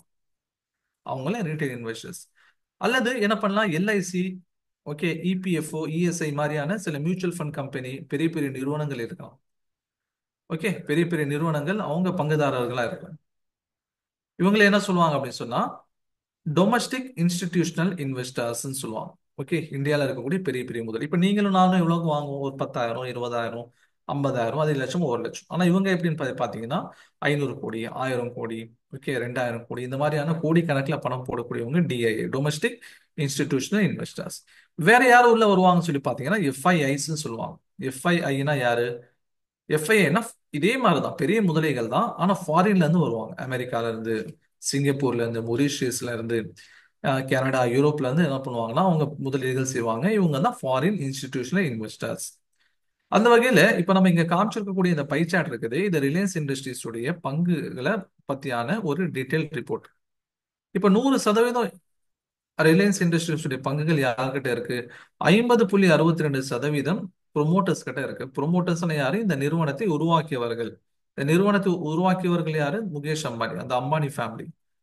ஓகே, திருபாய் அம்பானி இருந்தாரு, அதுக்கப்புறம் இந்த கம்பெனி முகேஷ் அம்பானியோட கண்ட்ரோல்ல வந்துருச்சு. அவர் தான் என்ன பண்றாரு, ப்ரொமோட்டரா இருந்து இந்த கம்பெனியோட 50.62% ஷேர்ஸை வச்சிருக்காரு. அடுத்து இந்த கிரீன் கலர்ல இருக்குது, இது யாரு, இது வந்து ஃபாரின் இன்ஸ்டிடியூஷனல் இன்வெஸ்டர்ஸ், வெளிநாடுகள்ல இருந்து இந்த கம்பெனியில முதலீடு செய்திருக்கக்கூடிய பெரிய பெரிய முதலைகள். அடுத்தது டிஐஐனா யாரு, டிஐஐனா இந்தியாவில் இருக்கக்கூடிய பெரிய பெரிய முதலைகள். நம்ம முன்னாடி சொன்ன மாதிரி எல்ஐசி, அதே மாதிரி வந்து mutual fund companies, ESI, EPFO, இவங்க எல்லாமே வந்து டிஐஐல வந்துருவாங்க. அடுத்து 10.6% யார்கிட்ட இருக்குன்னு சொன்னா பப்ளிக். இவங்களுக்கு இன்னொரு பேர் ரிட்டைலர்ஸ். ஓகே, 5000 10,000 20,000 50,000 இந்த மாதிரியான சின்ன சின்ன அமௌண்ட் போட்டு வச்சிருப்பாங்க. இப்ப இவங்கெல்லாம் சேர்ந்து இதை என்ன பண்ணியிருக்காங்க, ஸ்டாக் மார்க்கெட்ல ரிலையன்ஸ் இண்டஸ்ட்ரீஸ் உடைய 100% ஷேர்ஸ் உடைய ஓனர்ஷிப்ல இருக்காங்க. ஓகே, நம்ம ரிலையன்ஸ் இண்டஸ்ட்ரீஸ் அப்படின்னாலே முகேஷ் அம்பானியுடைய பேர் தான் ஞாபகம் வரும். ஆனா அவர்கிட்ட இருக்கக்கூடிய பங்குகளுடைய மதிப்பு வெறும் 50% தான், கிட்டத்தட்ட 50.62% தான். மீதி யார் கையில இருக்குன்னு சொன்னா, ஃபாரின் இன்ஸ்டிடியூஷனல் இன்வெஸ்டர்ஸ் கிட்ட இருக்கு, டொமஸ்டிக் இன்ஸ்டிடியூஷனல் இன்வெஸ்டர்ஸ் கிட்ட இருக்கு, அதே மாதிரி பப்ளிக் கிட்ட இருக்குது. புரியுதுங்களா? சரி, இப்போ பிரைமரி மார்க்கெட் பார்த்துரும், நம்ம செகண்டரி மார்க்கெட் பார்த்துரும். பிரைமரி மார்க்கெட்டுடைய வேலை, நீங்க ஃப்ரெஷ்ஷா ஐபிஓடைய ஷேர்ஸ், இப்போ உதாரணமா 1980கள்ல இந்த ரிலையன்ஸ் இண்டஸ்ட்ரீஸ் என்ன பண்ணியிருக்காங்க, முதல்ல வந்து இவங்களுடைய ஷேர் இஷ்யூ பண்ணாங்கன்னா அது ஐபிஓன்னு சொல்லுவோம், இனிஷியல் பப்ளிக் ஆஃபரிங். இப்போ அதுல நீங்க போய் வாங்கியிருந்தீங்கன்னு சொன்னா அது வந்து நீங்க பிரைமரி மார்க்கெட்ல வாங்கியிருக்க மாதிரி டைரக்டா உங்களுக்கு இந்த எங்க இருந்து ஷேர்ஸ் கிடைச்சிருக்கும், கம்பெனில இருந்து ஷேர் கிடைச்சிருக்கும். Company sells to investors. இல்ல இன்கேஸ் நீங்க 1980 நீங்க பிறக்கல, இப்போ நீங்க என்ன பண்ணிருக்கீங்க, 2002ல 2005ல தான் பிறந்திருக்கீங்க அப்படின்னு சொன்னா, அப்போ உங்களால அந்த சமயத்தை வாங்கியிருக்க முடியாது. இப்போ உங்களுக்கு ஆப்ஷன் என்ன இருக்குதுன்னு சொன்னா, செகண்டரி மார்க்கெட்ல நீங்க போய் வாங்கலாம். செகண்டரி மார்க்கெட் என்ன நடக்கும், ஆல்ரெடி யார் ஸ்டாக் வச்சிருக்காங்களோ அவர் என்ன பண்ணுவாருன்னா செகண்டரி மார்க்கெட் வழியா இன்னொரு இன்வெஸ்டர்ஸ்க்கு வித்துட்டு போயிடுவார். அதான் இங்க கீழே சொல்லியிருக்காங்க பாருங்க, இங்க என்ன நடக்கும், இன்வெஸ்டர்ஸ் செல்ஸ் டு இன்வெஸ்டர். ஒரு முதலீட்டாளர் இன்னொரு முதலீட்டாளருக்கு வித்துட்டு போயிடும். இப்ப நான் ஆரம்பத்துல நான் வாங்கினேன், ஆனா இப்ப எனக்கு தேவை இருக்கு. உதாரணமா என் பையனுடைய காலேஜ் ஃபீஸ் இருக்குது, இல்லைன்னு சொன்னா அவங்களுக்கு கல்யாண செலவு கூட தேவை ஏற்படுத்திருக்கலாம், ஏதோ ஒரு செலவு வந்திருக்கும். அப்போ விற்கிறதுக்காக இருக்கக்கூடிய மார்க்கெட் தான் செகண்டரி மார்க்கெட். ஆரம்பத்தில் வாங்கினீங்கன்னா உங்களுக்கு ஐபிஓ மூலியமா ஷேர்ஸ் வந்து இஷ்யூ ஆகும். ஒரு டைரக்ட் ஒரு ரியல் டைம் எக்ஸாம்பிள் பார்க்கணும் அப்படின்னா, இப்போ முகேஷ் அம்பானி ரீசெண்டா அவங்களுடைய கம்பெனி என்ன இருக்கு, ஜியோ உடைய ஐபிஓ லான்ச் பண்ணுச்சு. ரீசெண்டா மீன்ஸ் மோர் தென் 1-2 இயர்ஸ் ஆயிடுச்சுன்னு வச்சுக்கோங்க. இப்போ 2 இயர்ஸ் முன்னாடி என்ன பண்றீங்க, நீங்க ஜியோடைய ஐபிஓல வந்து அப்ளை பண்றீங்க. புதுசா நீங்க ஷோரூம்ல போய் கார் எடுக்கிற மாதிரி. அப்போ ஒரு 10 ரூபா போட்டு இந்த ஜியோடைய ஐபிஓ நீங்க வாங்குறீங்க உதாரணத்துக்கு. ஓகே, உங்களுக்கு வந்து 2 ரூபா டிவிடெண்ட் கிடைக்கும் அப்படிங்கிற நம்பிக்கை இருக்கு. 10 ரூபா நான் போட்டா எனக்கு 2 ரூபா டிவிடெண்ட் கிடைக்கும். ஆனா அடுத்தது உங்களுக்கு தெரிய வருது, இந்த 2 ரூபா ஜியோ கம்பெனில கிடைக்கக்கூடிய டிவிடெண்ட்ங்கிறது கம்மி. பாபா ராம்தேவ் என்ன பண்ணியிருக்காரு, பதஞ்சலிங்கிற ப்ராடக்ட் லான்ச் பண்ணியிருக்காரு. அந்த ஐபிஓக்கு நம்ம அப்ளை பண்ணிடுவோம். இந்த ஐபிஓ ஜியோடைய ஐபிஓ வித்துட்டு நம்ம என்ன பண்ணலாம், அந்த காசு வாங்கிட்டு வந்து பதஞ்சலியோட ஐபிஓவில் நம்ம விற்கலாம். அப்ப நீங்க விற்கிறதுக்காக போறது தான் இந்த செகண்டரி மார்க்கெட் அப்படிங்கிறது. ஏன் நான் இங்க போறேன் பதஞ்சலி பக்கம், ஏன்னா I think Baba Ramdev shares will give more dividend. இவங்க 2 ரூபா கொடுக்கறத இவங்க என்ன பண்ணலாம், 4 ரூபாய்க்கு கொடுக்கலாம். அதனால நான் அங்க போறேன் அப்படிங்கன்னு ஒருத்தர் நினைச்சிட்டாரு சொன்னா அவருக்கு இருக்கக்கூடிய ஆப்ஷன்ஸ் தான் செகண்டரி மார்க்கெட். ஓகே, அப்போ பிரைமரி மார்க்கெட்னா என்ன, செகண்டரி மார்க்கெட்னா என்ன அப்படிங்கறது நம்ம பார்த்துட்டோம். புது கார் வாங்குறது பிரைமரி மார்க்கெட் மாதிரி, செகண்டரி கார் வாங்குறது செகண்டரி மார்க்கெட் மாதிரி. ஓகேங்களா, செகண்ட்ஸ் கார் வாங்குறது. அதோட சேர்த்து நம்ம என்ன பார்த்துட்டோம், எஃப்ஐனா யாரு, டிஐனா யாரு, ஓகே, ரீட்டைல் இன்வெஸ்டர்ஸ் பப்ளிக்னா யாரு அப்படிங்கிறத பார்த்துட்டோம். அப்போ பிஎஸ்சி என்எஸ்சிங்கிறது யாருங்கிறது நமக்கு தெரியும். ஏன்னா இவங்க தான் வந்து முக்கியமா நம்ம நியூஸ்லாம் படிக்கும்போது இவங்களுடைய பேர் தான் அடிபடும். Bombay stock exchange, national stock exchange சொல்லி இவங்களுடைய பேர் தான் அடிப்படும். இவங்க யாருன்னு சொல்லி நமக்கு தெரியும். இவங்க தான் வந்து ஸ்டாக் எக்ஸ்சேஞ்ச் சொல்லுவாங்க, அதாவது மார்க்கெட். எப்படி வந்து சென்னைக்கு வந்து காய்கறி வாங்குறதுக்கு கோயம்பேடு மார்க்கெட் சொல்லி ஒன்று இருக்குதோ, அதே மாதிரி ஸ்டாக்ஸ் வாங்குறதுக்கு, அது பிரைமரி மார்க்கெட்டா இருந்தாலும் சரி, செகண்டரி மார்க்கெட்டா இருந்தாலும் சரி, அது வாங்குறதுக்கு ஒரு இடம் வேணுமா இல்லையா, அதுதான் வந்து ஸ்டாக் மார்க்கெட். அந்த ஸ்டாக் மார்க்கெட்ல ரொம்ப ஃபேமஸ் ஆனது என்னது, இந்த பிஎஸ்சி அண்ட் என்எஸ்சி. இப்போ இந்த ஸ்டாக் மார்க்கெட்டுடைய வரலாறு நம்ம பார்த்தோம் அப்படின்னு சொன்னா, வேர்ல்ட்ஸ் ஓல்டஸ்ட் எது, உலகத்திலே பழமையான stock market Amsterdam stock exchange. எங்க இருக்கு, நெதர்லாண்ட்ல இருக்கு. இப்போ ஏசியாலே வந்து ஒரு ஓல்டஸ்ட் ஸ்டாக் மார்க்கெட் பாத்தீங்கன்னா நம்முடைய பிஎஸ்சி, பாம்பே ஸ்டாக் எக்ஸ்சேஞ்ச். கிட்டத்தட்ட 1875 என்ன பண்ணிட்டாங்க, இது ஆரம்பிச்சிட்டாங்க. வெள்ளையர்கள் ஆங்கிலேயர்கள் இருக்கும்போதே இந்த பாம்பே ஸ்டாக் எக்ஸ்சேஞ்ச் வந்துருச்சு. இப்போ இதுக்கப்புறம் இந்த ஒரு ஸ்டாக் எக்ஸ்சேஞ்ச் இருந்துச்சான்னு கேட்டா இல்ல. அதுக்கப்புறம் பாத்தீங்கன்னா Ahmedabad stock exchange, Kolkata stock exchange, அதுக்கப்புறம் நேஷனல் ஸ்டாக் எக்ஸ்சேஞ்ச் சொல்லி வந்துச்சு. இப்போ Ahmedabad stock exchange, Kolkata stock exchange நம்ம பெருசா கேள்விப்பட்டுக்க மாட்டோம். ஏன்னா அது ரொம்ப வந்து இன்ஃபேமஸ். ஓகே, அது வந்து பெருசா ஃபேமஸ் கிடையாது.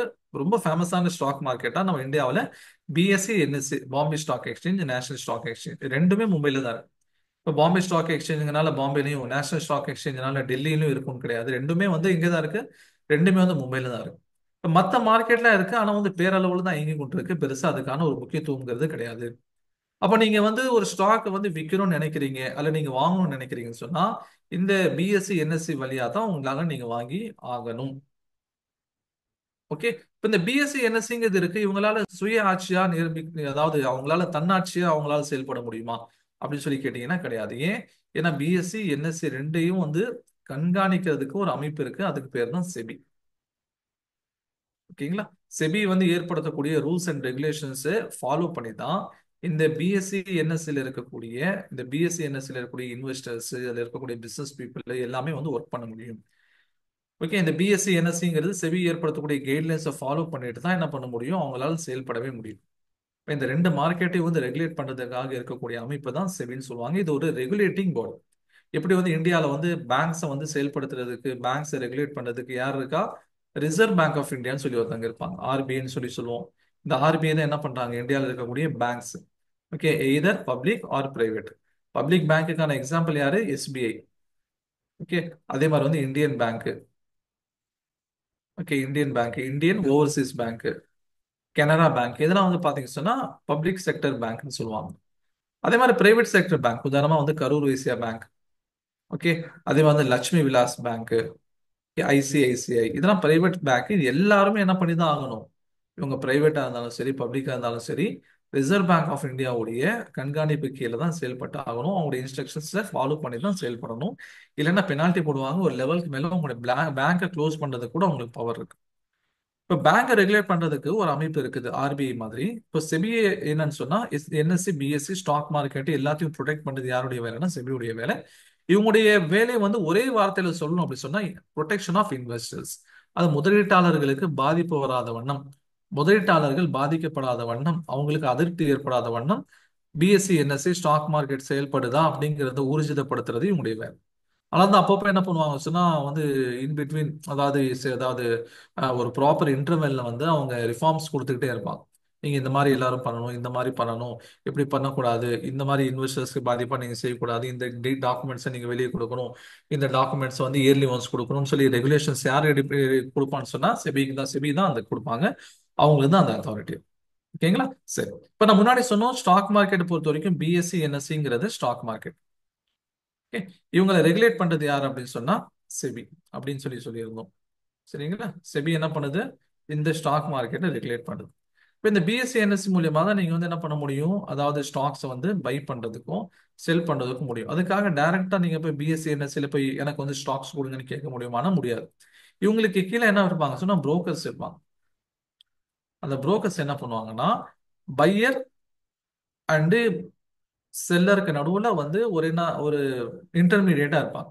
இட் மீன்ஸ் என்னது, இப்போ நீங்க பை பண்ணணும்னு நினைக்கிறீங்கன்னா இந்த ஸ்டாக் புரோக்கர்ஸ் மூலியமா தான் நீங்க பிஎஸ்சிலையும் என்எஸ்சிலையும் பை பண்ண முடியும். செல் பண்ணணும்னு நினைக்கிறீங்க, இந்த புரோக்கர்ஸ் மூலியமா தான் நீங்க பிஎஸ்சிலையும் என்எஸ்சிலையும் உங்களால செல் பண்ண முடியும். இப்போ இவங்க என்ன பண்ணுவாங்க சொன்னா ஒரு நடுவுல இடைத்தரகர்களா இருந்து செயல்பட்டு பையிங் செல்லிங் பண்ணும்போது உங்ககிட்ட இருந்து ஒரு கமிஷன் வாங்கிக்குவாங்க. இப்போ வந்து நீங்க ஒரு இடம் வாங்கணும் அப்படின்னா, இப்போ இடம் வந்து டைரக்டா உங்களுக்கு வாங்குறதுக்கு இன்னைக்கு ஆப்ஷன் இருக்கு. இல்ல நீங்க என்ன பண்ணுவீங்க, ஒரு புரோக்கர் கிட்ட சொல்லுவீங்க, இட புரோக்கர் தரகர் இருப்பாரு. அவர்கிட்ட சொல்லி இந்த மாதிரி ஏரியால எனக்கு இவ்வளவு ஸ்கொயர் ஃபீட்ல இடம் வேணும், இந்த பட்ஜெட்ல இடம் வேணும் அப்படின்னு சொல்லிடுவீங்க. அவர் என்ன பண்ணுவாரு, விற்கக்கூடிய யாராவது ஒருத்தர் கான்டாக்ட்ல வச்சிருப்பார். அவர்கிட்ட என்ன பண்ணுவாருன்னா வாங்கி, இந்தாங்க இவர் கொடுக்குறேன்னு சொல்றாருன்னு சொல்லிட்டு பேசி பையர் செல்லரை கனெக்ட் பண்ணிட்டு நடுவில் கமிஷன் வாங்குறாருல, அந்த மாதிரி வேலையை தான் இந்த புரோக்கர்ஸ் பண்ணுவாங்க. ரொம்ப ஃபேமஸா இருக்கக்கூடிய புரோக்கர்ஸ் யாரு? Sher Khan, Motilal Oswal, Zerodha, ICI direct, okay, IAFL, angel broking, axis security, Kotak, கார்வி, ஓகே, ஹெச்டிஎஃப்சி, இதெல்லாம் பழைய பேர் பார்த்தீங்கன்னா ஏதாவது பேங்க்ஸோட பேர் தான் இருக்கும். ICICI, axis, okay, HDFC. அப்புறம் பார்த்தீங்கன்னா கார்வி இப்போ இல்லை. அதே மாதிரி எஸ்பிஐ என்ன பண்றாங்க, புரோக்கருடைய வேலை பண்ணாங்க. பேங்க்குடைய வேலை ஒரு பக்கம் நடக்கும், புரோக்கருடைய வேலையும் ஒரு பக்கம் நடக்கும். இப்போ இதை தாண்டி முக்கியமான வேற யார் யாரெல்லாம் இருக்காங்கன்னு சொல்லி பார்த்தீங்கன்னு சொன்னா ஜெரோதா இருக்குது, ஏஞ்சல் புரோக்கிங் இருக்குது. அதே மாதிரி வந்து அப்ஸ்டாக்ஸ், நீங்க வந்து கிரிக்கெட்லாம் பார்க்கும்போது நடுவில் அப்ஸ்டாக் உடைய ஆட்லாம் வரும். ஓகே, அப்ஸ்டாக்ஸ் இருக்குது, க்ரோ இருக்குது. இவங்கெல்லாம் வந்து ரீசெண்டா வந்து வந்திருக்கக்கூடிய சில முக்கியமான புரோக்கர்ஸ். நம்ம புரோக்கர்ஸை செலக்ட் பண்ணும்போது பார்க்க வேண்டிய விஷயம் என்னன்னா யார் கம்மியா வந்து கமிஷன் வாங்கலாம். அந்த வகையில பாத்தீங்கன்னா Zerodha, okay, Upstox, grow, angel, இவங்கெல்லாம் வந்து ரொம்ப கம்மியா brokerage வாங்கக்கூடிய புரோக்கர்ஸ். நம்ம இவங்க கிட்ட தான் என்ன பண்ணுவோம், நம்ம அக்கௌண்ட் வந்து ஓபன் பண்ணுவோம். நம்ம வந்து அதுக்கான லிங்க் நான் உங்களுக்கு சென்ட் பண்ணுவேன். நீங்க வந்து டிமேட் அக்கௌண்ட் இல்லைன்னு சொன்னா இதை நீங்க ஓபன் பண்ணிக்கலாம். நான் கொடுக்கக்கூடிய லிங்க் மூலியமா நீங்க டிமேட் அக்கௌண்ட் ஓபன். ஓகே, இப்போ இந்த அப்ஸ்டாக்ஸ், இந்த குரோலாம் பார்த்தீங்கன்னா ரொம்ப கம்மியாக அவங்க brokerage வாங்குவாங்க. ஏஞ்சல் புரோக்கிங், ஜீரோ தான். நான் வந்து பர்சனலி ப்ரிஃபர் பண்றது ஜீரோ தான். அக்கௌண்ட் ஹேண்டலிங்க்கு நம்ம தனியாக ஒரு கிளாஸ் வச்சிருப்போம். ஓகே, அக்கௌண்ட் ஹேண்டலிங்க்கு வந்து நம்ம தனியாக ஒரு கிளாஸ் வச்சிருப்போம்.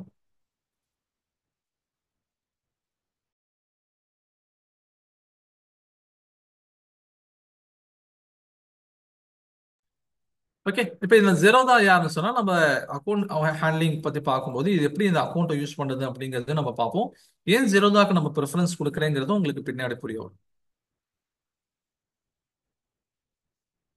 எஸ்பிஐ செக்யூரிட்டிஸ், ஆமா. எஸ்பிஐ என்ன பண்றாங்க, இன்னைக்கு நிறைய பேங்க்ஸ் வந்து இப்போ எஸ்பிஐல வந்து எனக்கு ஆல்ரெடி அக்கௌண்ட் இருக்கு சார், அதனால அவங்க கிட்டே நான் வந்து ஓபன் பண்ணிக்கலாமா அப்படின்னு கேட்டீங்கன்னா, இவங்க எவ்வளவு தெரியுமா சார்ஜ் பண்றாங்க? அதாவது 100 ரூபீக்கு வந்து கிட்டத்தட்ட 0.5. நீங்க என்ன பண்றீங்க, ஒரு ஸ்டாக் வாங்குறீங்கன்னு வச்சுக்கோங்க.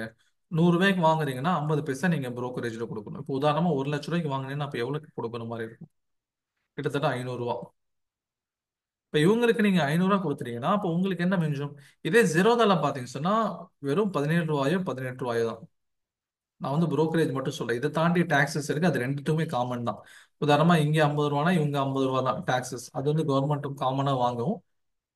அது டிஃபால்ட்டா எல்லாம் கொடுத்தாகணும். நான் புரோக்கர்ஸ் கொடுக்கக்கூடிய நம்ம புரோக்கரேஜ் பாத்தீங்கன்னா இவங்களுக்கு 17 ரூபா இங்க இருக்கு, இங்க 500 ரூபா இங்க இருக்கு. நான் சொல்றது ஒன்லி ஃபார் பையிங். செல்லிங்க்கு அதே 1 லட்ச ரூபாய் ஸ்டாக் நீங்க விற்கிறீங்க சொன்னா செல்லிங்க்கு தனியா 500 ரூபா கொடுக்கணும். அப்போ 1000 ரூபாய் இங்க கொடுக்குற மாதிரி இருக்கும். ஓகேங்களா? இங்க பாத்தீங்கன்னா பையிங்க்கு வந்து எந்த காசும் கிடையாது, செல்லிங்க்கு மட்டும். பையிங்க்கு காசு கிடையாது, செல்லிங்க்கு மட்டும் தான் அவங்க காசு வாங்குறது. வெறும் 17 ரூபா 18 ரூபா அப்படின்னு சொல்லி 5 இயர்ஸ் சொல்லி ஒன்று இருக்குதுங்கிறது நீங்க சொல்லி தான் எனக்கு தெரியுது. ஆல்ரெடி நான் ஐஎஃப்எல்ல நான் என்ன பண்ணியிருந்தேன் சொன்னா ஒரு அக்கௌண்ட் வச்சிருந்தேன். ஓகே, ஐஎஃப்எல் அக்கௌண்ட் வச்சு நான் இந்த மாதிரி தான் பே பண்ணிட்டு இருந்தேன். அதுக்கப்புறம் தான் தெரிய வந்துச்சு புரோக்கர்ஸை மாத்துங்க, கம்மியான புரோக்கர்ஸ் பத்தம் போங்க அப்படின்னு சொல்லும்போது தான் நான் ஜெரோதா அக்கௌண்ட்ல நான் ட்ரேடிங் பண்ணிட்டு இருக்கேன். ஓகே. இப்போ எதுவாக இருந்தாலும் நம்ம புரோக்கர்ஸ் மூலியமா தான் நம்ம பையிங் செல்லிங் பண்ணி ஆகணும். நம்ம பார்க்க வேண்டியது அவங்க எவ்வளவு யூசர் ஃப்ரெண்ட்லியா இருக்காங்க, அவங்க எவ்வளவு கம்மியா கமிஷன் வாங்குறாங்க, இதெல்லாம் நம்ம பேசிக்கா பார்க்க வேண்டியது. நான் ப்ரிஃபர் பண்றது ஜீரோ தான். ஓகே. சரி, இப்போ அடுத்தது என்ன? Market terminologies. அதுல அடுத்து நம்ம பார்க்க வேண்டியது டிமேட் அக்கௌண்ட் அப்படின்னு நம்ம கேள்விப்பட்டோம். டிமேட் அக்கௌண்ட் அப்படிங்கிறது என்னன்னு சொன்னா, எப்படி நம்ம வந்து நம்முடைய பணத்தை போட்டு வச்சுக்கிறதுக்கு பேங்க்ல ஒரு சேவிங்ஸ் அக்கௌண்ட் அப்படின்னு ஓபன் பண்ணிக்கிறோமோ, அது மாதிரி ஸ்டாக்ஸை வாங்கி வச்சுக்கிறதுக்காக நம்ம கிட்ட இருக்கக்கூடிய அக்கௌண்ட் தான் டிமேட் அக்கௌண்ட். இந்த டிமேட் அக்கௌண்ட்டை தான் நம்ம யார்கிட்ட, இந்த புரோக்கர்ஸ் கிட்ட ஓபன் பண்ணுவோம். ஓகே. உதாரணமா ஏஞ்சல் அல்லது ஜெரோதா இவங்க கிட்ட நம்ம என்ன பண்ணுவோம்னா டிமேட் அக்கௌண்ட் ஓபன் பண்ணிக்குவோம். டிமேட் அக்கௌண்ட் ஓபன் பண்ணி வச்சுட்டு நம்ம வாங்கக்கூடிய ஸ்டாக்ஸ் எல்லாமே அங்கதான் சேவ் ஆயிடும்.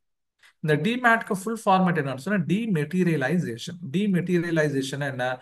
ஆரம்ப காலத்துல ஸ்டாக்ஸ்லாம் பாத்தீங்கன்னா இந்த மாதிரி பேப்பர்ல தான் இருந்துச்சு. ஓகே, 1980ஸ்ல 90s எல்லாம் பாத்தீங்கன்னு சொன்னா இந்த மாதிரி பேப்பர்ல தான் இருந்துச்சு ஸ்டாக்ஸ். இப்போ நீங்க வந்து பேப்பர் உங்களுக்கு வரும், அந்த பேப்பர் உங்க கையில வந்து சேர்றதுக்கே 1.5 மாசத்துல இருந்து 2 மாசம் ஆயிரும். நடுவில் வரும்போது இன்கேஸ் வந்து தொலைஞ்சு போகலாம், அல்லது வந்து எரிஞ்சு போகலாம், மிஸ் ஆகலாம், கிழிஞ்சு போகலாம், இந்த மாதிரியான வாய்ப்புகள் இருந்துச்சு. அப்போ அது என்ன பண்ணாங்க, அடுத்து அப்கிரேட் பண்ணணுங்கிறதுக்காக எல்லா பேப்பர்ஸையும் வந்து மெட்டீரியலைஸ் பண்ணிட்டாங்க. அதான் வந்து டிமெட்டீரியலைசேஷன் ஆஃப் செக்யூரிட்டிஸ், டிமேட் அப்படின்னு சொல்லி சொல்லுவோம். டிமேட் என்ன ஆகுது? இப்போ உதாரணமா நான் ஏற்கனவே ஒரு எக்ஸாம்பிள் பார்த்தோம், ரிலையன்ஸ் இண்டஸ்ட்ரீஸ். அவங்களுடைய ஷேர்ஸ் என்ன பண்ணுவாங்க சொன்னா சில டெபாசிட்டரிஸ் இருக்கும். டெபாசிட்டரிஸ்னா யாரு? அவங்களுடைய பேப்பர் ஷேர்ஸ் எல்லாத்தையும் கொண்டு வந்து அவங்க கிட்ட வச்சிருவாங்க. அவங்க என்ன பண்ணுவாங்கன்னா அந்த ஸ்டாக் உடைய டிமேட் அக்கௌண்ட் நமக்கு புரியுற மாதிரி சொல்லுங்க, டிஜிட்டல் ஃபார்மேட்ல அந்த ஸ்டாக்ஸ் கொடுத்துருவாங்க. பேப்பர் ஃபார்மேட்ல வாங்கிட்டு அவங்க டிஜிட்டல் ஃபார்மேட்ல கொடுத்துருவாங்க. இந்த மாதிரி டெபாசிட்டரிஸ் வந்து இந்தியாவில யார் இருக்கா? சிடிஎஸ்எல், என்எஸ்டிஎல் முக்கியமான டெபாசிட்டரிஸ் இவங்க. இவங்க என்ன பண்ணுவாங்க, இந்த பேப்பர் எல்லாத்தையும் வாங்கி வச்சுக்கிட்டு அதை வந்து டிஜிட்டல் ஃபார்மேட்ல கன்வெர்ட் பண்ணி கொடுத்துருவாங்க. இன்னைக்கு நீங்க ட்ரேடிங் பண்ணணும் வைக்கணும்னு சொன்னா இந்த மாதிரி டிஜிட்டல் ஃபார்மேட்ல தான் பையிங் செல்லிங் பண்ண முடியும். ஆரம்ப காலத்துல பேப்பர்ஸா இருக்கும்போது எத்தனை நாள் ஆச்சோ அந்த பேப்பர்ஸ் உங்க கையில வந்து சேர்றதுக்கு T+72 days ஆகும். அதாவது நீங்க ட்ரேடிங் பண்ணக்கூடிய அந்த நாள், அதுக்கு அடுத்தது 72 நாள் கழிச்சு, அப்போ கிட்டத்தட்ட 73 நாள், 2 மாசம் கூட இல்லை, 2.5 மாசம் ஆயிரும். ஓகேங்களா? இந்த 2 மாசத்துல என்ன நடக்கலாம்? நிறைய பித்தலாட்டங்கள் நடக்கக்கூடிய வாய்ப்பு இருந்துச்சு, நடக்கவும் செய்யுச்சு. ஓகேங்களா? He would misuse facility for promising to trade same share with multiple parties. உங்களுக்கு விக்கிறேன்னு சொல்லிட்டு 73 நாள் டைம் இருக்கிற கேப்ல வேற யாருக்காவது வித்துட்டா, அப்போ ஒரே ஸ்டாக்கை 2 பேருக்கு வித்த மாதிரி ஆச்சுல. அப்போ அங்க கோல்மால் நடக்குதா இல்லையா? இப்போ இதெல்லாம் இல்லாம பண்ணணுங்கிறதுக்காக தான் டிமெட்டீரியலைசேஷன். இப்போ என்ன நடக்குது? T+2. ஆரம்பத்துல வந்து ரிஃபார்ம்ஸ் பண்ணும்போது நீங்க ட்ரேட் பண்ண நாள் பிளஸ் 2 நாள், மொத்தம் 3 நாள்லயே ஸ்டாக்ஸ் உங்களுடைய கைக்கு வந்துடும். Okay, one party deliver shares and bonds, other party payment. 2 நாள்லயே அவங்களுடைய ட்ரேடிங் எல்லாம் முடிஞ்சிடும். Settle the state within 2 working days. 2 working டேஸ்ல என்ன பண்ணிடுவாங்க சொன்னா அவங்க முடிச்சிருவாங்க ட்ரேடு. அதுக்கப்புறம் ரிஃபார்ம்ஸ் கொண்டு வந்தாங்க T+1 அப்படின்ட்டு. T+1 என்ன? நீங்க வாங்கி அடுத்த நாளே நீங்க பையிங் செல்லிங் எல்லாம், பையர்ஸ்க்கு வந்து என்ன ஆயிடும், அந்த ஸ்டாக்கு போயிடும், செல்லருக்கு பணம் போயிடும், ஒரே நாள்ல முடிச்சிருங்கன்னு சொல்லி சொல்றாங்க. ஓகேங்களா? அடுத்து பாத்தீங்கன்னா no even proposal for T+1. T+1ங்கிறது முடிஞ்சு. T+1 hour settlement, T+0 hour settlement. என்ன அர்த்தம்? ஒன் டே கூட கிடையாது, அன்னைக்கு அன்னைக்கு வாங்கி நீங்க செட்டில் பண்றதுக்கான ப்ரொபோசல்ஸ் வந்து போயிட்டு இருக்கு. ஒரு சில ஸ்டாக்ஸ்ல என்ன பண்றாங்கன்னா அது வந்து இனிஷியலா அப்ளை பண்ணி பார்க்கலாம். ஓகே, முழுசா கொண்டு வரதுக்கு முன்னாடி ஒரு சில ஸ்டாக்ஸ்ல அப்ளை பண்ணி பார்க்கணும்ல. அதுதான் என்ன சொல்லுவாங்க, ட்ரையல் ஃபேஸ்ன்னு சொல்லி சொல்லுவாங்க. ஓகேங்களா, ட்ரையல் ஃபேஸ் தான் இப்போ போயிட்டு இருக்கு எல்லா ஸ்டாக்ஸ்லயும். இந்த மாதிரி T+1, அதாவது T+1 ஹவர் செட்டில்மெண்ட்டோ T+0 செட்டில்மெண்ட்டோ கிடையாது. ஒரு சில ஸ்டாக்ஸ் தான் இருக்கு. உதாரணமா எப்படி வந்து தமிழ்நாட்டில் என்ன பண்ணாங்க, ஒரு நாடு ஒரு ரேஷன் அப்படின்னு சொல்லி ஒரு திட்டம் வந்துச்சா இல்லையா? அது தமிழ்நாட்டில் முதல்ல எங்க செயல்படுத்தினாங்க சொன்னா, இந்த தூத்துக்குடி டிஸ்ட்ரிக்ட்லயும் திருநெல்வேலி டிஸ்ட்ரிக்ட்லயும் தான் செயல்படுத்தினாங்க. ஆரம்பத்தில் எப்படி அது செயல்படுதுங்கிறத பார்க்கறதுக்கு ட்ரையல் ஃபேஸ். அதுக்கப்புறம் முழு தமிழ்நாட்டில் என்ன பண்ணிட்டாங்க, முழு இந்தியாவில் அதை இம்ப்ளிமெண்ட் பண்ணிட்டாங்க. அந்த மாதிரி இப்போ ட்ரையல் ஃபேஸ் தான் போயிட்டு இருக்கு. ஆனா இப்போதைக்கு நம்ம என்ன ஞாபகம் வச்சுக்கணும், T+1, அதாவது ட்ரேட் பண்றது ஒரு நாள் பிளஸ் அடுத்த நாள் அப்படிங்கிறது செட்டில்மெண்ட். உதாரணமா மண்டே நீங்க வாங்குறீங்களா, அந்த ஸ்டாக் வந்து உங்களுடைய அக்கௌண்ட்க்கு வர்றதுக்கு டியூஸ்டே ஆயிரும். ஓகேங்களா, ட்ரேட் பண்ண நாள் பிளஸ் ஒரு நாள் அடுத்த நாள் உங்களுடைய அக்கௌண்ட்க்கு அது வந்துடும். T+1 ஹவரும் T+0 ஹவர் அது உடனே செட்டில்மெண்ட் ஆகிறதுக்கான வேலைகள் நடந்துட்டு இருக்கு. ஆனா இன்னும் முழுசா ஆகல. இன்னைக்கு வந்து இன்னும் வந்து ட்ரையல் ஃபேஸ் தான் இருக்குங்கிறனால இப்போதைக்கு T+1 அப்படிங்கிறது மட்டும் தான் போயிட்டு இருக்கு. ஓகேங்களா, அப்போ T+1 என்ன, T+2 என்ன அப்படிங்கிற மாதிரியான டேர்ம்ஸ், T+0 என்ன நாளைக்கு நீங்க நியூஸ்ல கேள்விப்படலாம். T+1 ஹவர் என்னன்னு சொல்லி வரும்போதும் நமக்கு புரியும், ஓ இதுதான் அப்படிங்கிறது நமக்கு புரியும். ஓகேங்களா, சரி அடுத்தது என்ன டெர்மினாலஜிஸ் அடிக்கடி அடிப்படுதுன்னு சொன்னா ஷார்ட் செல்லிங். நம்ம இன்ட்ராடேன்னு சொல்லி நம்ம கேள்விப்பட்டோம். ஓகேங்களா, இன்ட்ராடே அப்படிங்கிறது அன்னைக்கே வாங்கி அன்னன்னைக்கு விற்கிறது. இதுல வந்து ஷரியாவுடைய ஆங்கிள்னு சொல்லி ஒண்ணு இருக்குது. இப்ப ஷார்ட் செல்லிங் அப்படிங்கிறது என்ன? எப்படி ஒரு பொருளை உங்களால பை பண்ணிட்டு செல் பண்ண முடியுமோ, வாங்கி விற்க முடியுமோ, அதே மாதிரி ஒரு ஸ்டாக் உங்களால வித்துட்டு வாங்கவும் முடியும். ஓகேங்களா, கையில இல்லாத ஒரு ஸ்டாக் உங்களால வித்துட்டு அதை வாங்கவும் முடியும். அதுக்கான ஒரு எக்ஸாம்பிள் தான் அதானியுடைய ஒரு ஹிண்டன்பர்க் அறிக்கைன்னு சொல்லி வந்துச்சு. ஒரு வருஷம் 1.5 வருஷத்துக்கு முன்னாடி பாத்தீங்கன்னு சொன்னா ஹிண்டன்பர்க் ரிப்போர்ட் அப்படின்னு சொல்லி எனக்கு வந்துச்சு. இந்த ஹிண்டன்பர்க் ரிப்போர்ட் என்ன சொல்லுது? அந்த ஹிண்டன்பர்க் ரிப்போர்ட் வந்து இவங்க மிஸ்மேனேஜ்மெண்ட் பண்றாங்க நிறைய அப்படின்னு சொல்லி இவங்க மேல என்ன பண்றாங்க, ஒரு அவதூறு வைக்கிறாங்க. இப்போ ஒரு கம்பெனி மேல அவதூறு வந்தா அதை வாங்குவாங்களா, ஜனங்க விற்பாங்களா? வித்துட்டு போக ஆரம்பிச்சிடும். ஓகேங்களா, அப்போ உங்களுக்கு தெரியுது காலையில 10 மணிக்கு மார்க்கெட் வந்து 1800 ரூபா, அதாவது அதானியுடைய ஷேர் பிரைஸ் வந்து 1800 ரூபால இருக்கு. இப்ப நான் என்ன பண்ணிடுறேன், முதல்ல வித்துடுறேன். இதுல முதல்ல நான் என்ன பண்ணிடுறேன், வித்துடுறேன். ஏன்னா எனக்கு தெரியும் மதியானம் 2 மணிக்கு அது 1700 ரூபாய்க்கு வந்துடும், அப்ப நான் வாங்கிக்கிறேன். பொதுவாக நம்ம என்ன பண்ணுவோம், கம்மி ரேட்ல வாங்கி அதிக ரேட்ல விற்போம். அதே மாதிரி இங்க ஆப்போசிட்டா நடக்குது, அதிக ரேட்க்கு வித்துட்டு கம்மி ரேட்க்கு வாங்குறாங்க. ஓகே, அதிக ரேட் 1800 ரூபாய் காலையில வித்துறாங்க. கையில இல்லாத சார் ஷேர்ஸ் எப்படி சார் விற்க முடியும்னு சொன்னா அது முடியும். ஓகே, புரோக்கர்ஸ் அதுக்கான அரேஞ்ச்மெண்ட் உங்களுக்கு பண்ணி கொடுப்பாங்க. 1800 ரூபாய் காலையில நீங்க வித்துறீங்க. மதியானம் 2 மணிக்கு என்ன ஆகுது, அதே ஷேர் 1700 ரூபாய்க்கு வந்துருச்சு. அப்போ நீங்க திரும்பி வாங்குனீங்கன்னா அப்போ உங்களுக்கு 100 ரூபாய் இங்க ப்ராஃபிட் ஆகுது. அதுதான் இந்த அதானியுடைய மேட்டர்ல நடந்தது. அதானி மேல ஒரு குற்றச்சாட்டு வந்தோடனே ஸ்டாக் பிரைஸ் சர சர சரன்னு சொல்லி இறங்க ஆரம்பிச்சிருச்சு. அப்போ ஜனங்க, ட்ரேடர்ஸ்க்கு, எக்ஸ்பீரியன்ஸ் ட்ரேடர்ஸ்க்கு தெரிஞ்ச உடனே அவங்க என்ன பண்ணாங்கன்னா காலையில வந்து ஹையர் ரேட் பிரைஸ்க்கு வித்துட்டு ஈவினிங் வந்து லோயர் பிரைஸ்க்கு வாங்கிட்டாங்க. அப்போ 100 ரூபாய் அவங்களுடைய ப்ராஃபிட். ஓகே, ஆனா இதுல என்ன ஒரு ப்ராப்ளம், நீங்க அன்னைக்குள்ள அதை சரி பண்ணி ஆகும். காலையில 10 மணிக்கு நீங்க வாங்குறீங்களா, சாரி காலையில 10 மணிக்கு நீங்க விற்கிறீங்களா, செல் பண்ணிட்டீங்களா, மத்தியானம் 2 மணிக்குள்ள நீங்க என்ன பண்ணணும், வாங்குறதுக்கு ட்ரை பண்றீங்க. ஆனா இன்னும் வந்து பிரைஸ் என்ன பண்ணல, 1800ல இருந்து கீழே இறங்கல, வெறும் 1795, 1798 அந்த ரேஞ்சில் சுத்திட்டு இருக்கு. அப்போ எது வரைக்கும் உங்களால ஹோல்ட் பண்ணி வைக்க முடியும் சொன்னா 3:20 வரைக்கும் ஹோல்ட் பண்ணி வைக்கலாம், 3:20 வரைக்கும் பார்க்கலாம்.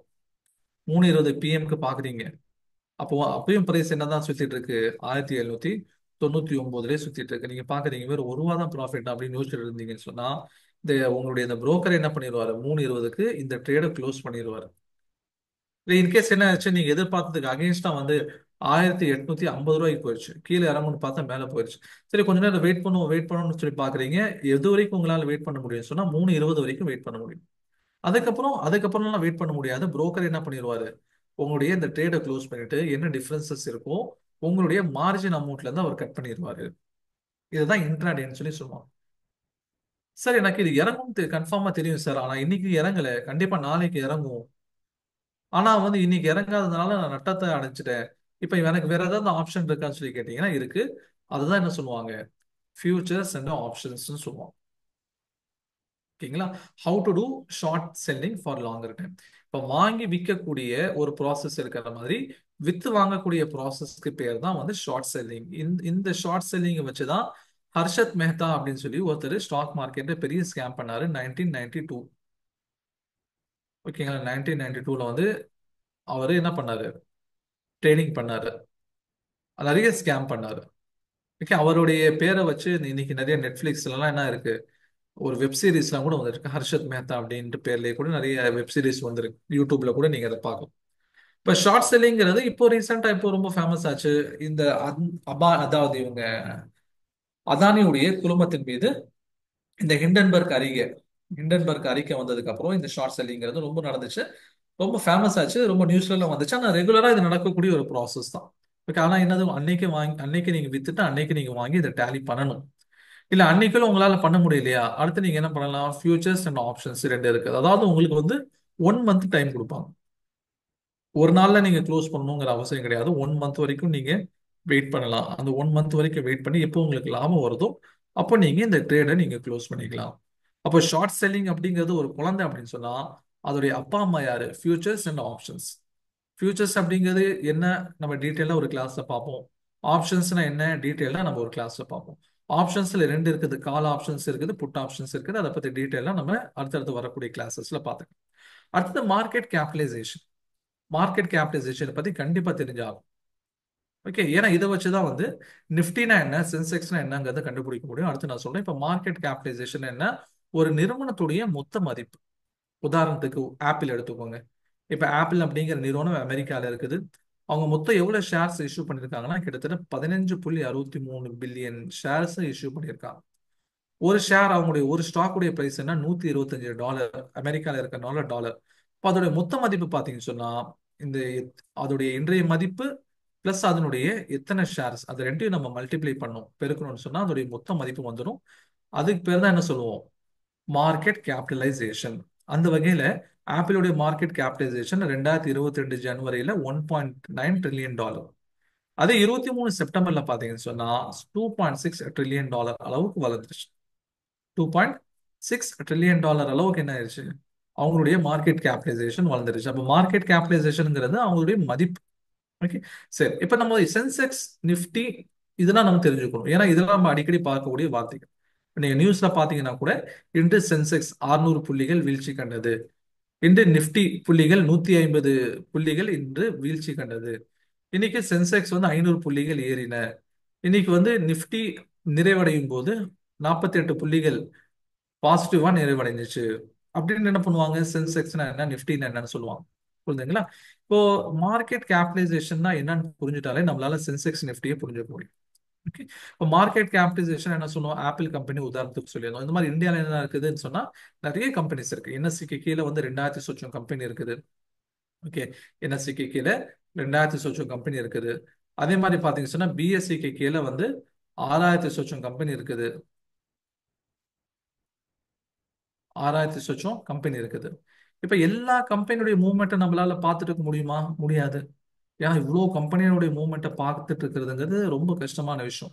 அதனால என்ன பண்ணுவோம்னு சொன்னா பிஎஸ்சியில இருந்து ஒரு 50 கம்பெனி, சாரி என்எஸ்சில இருந்து ஒரு 50 கம்பெனி, பிஎஸ்சில இருந்து ஒரு 30 கம்பெனி, டாப் 30 அல்லது டாப் 15 கூட நீங்க வச்சுக்கலாம்.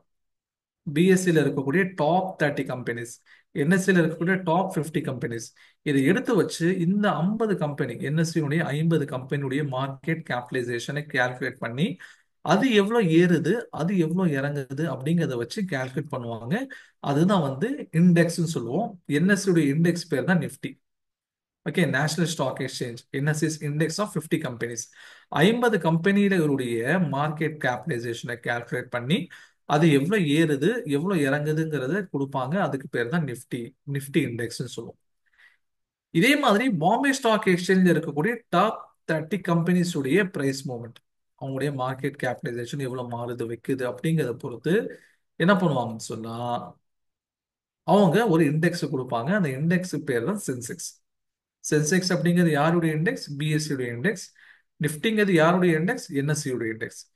இப்ப நம்ம நாட்டுல வந்து சென்செக்ஸ் 30 கம்பெனியும் நிஃப்டி 50 கம்பெனியுடைய ஆவரேஜ் கால்குலேட் பண்ண மாதிரி நிக்கி அப்படிங்கிறது ஜப்பான், அதாவது ஜாப்பனீஸ் உடைய, அவங்க ஜப்பான் நாட்டில் இருக்கக்கூடிய ஸ்டாக் மார்க்கெட், அவங்களுடைய இண்டெக்ஸ் தான் என்னது நிக்கி அப்படிங்கிறது. அவங்க என்ன பண்றாங்க, கிட்டத்தட்ட 225 கம்பெனிஸ், கிட்டத்தட்ட 225 கம்பெனிஸினுடைய மார்க்கெட் கேபிட்டலைசேஷனை கால்குலேட் பண்ணி அவங்க ஒரு இண்டெக்ஸ் ரிலீஸ் பண்ணுவாங்க. அதுக்கு பேர் தான் நிக்கி.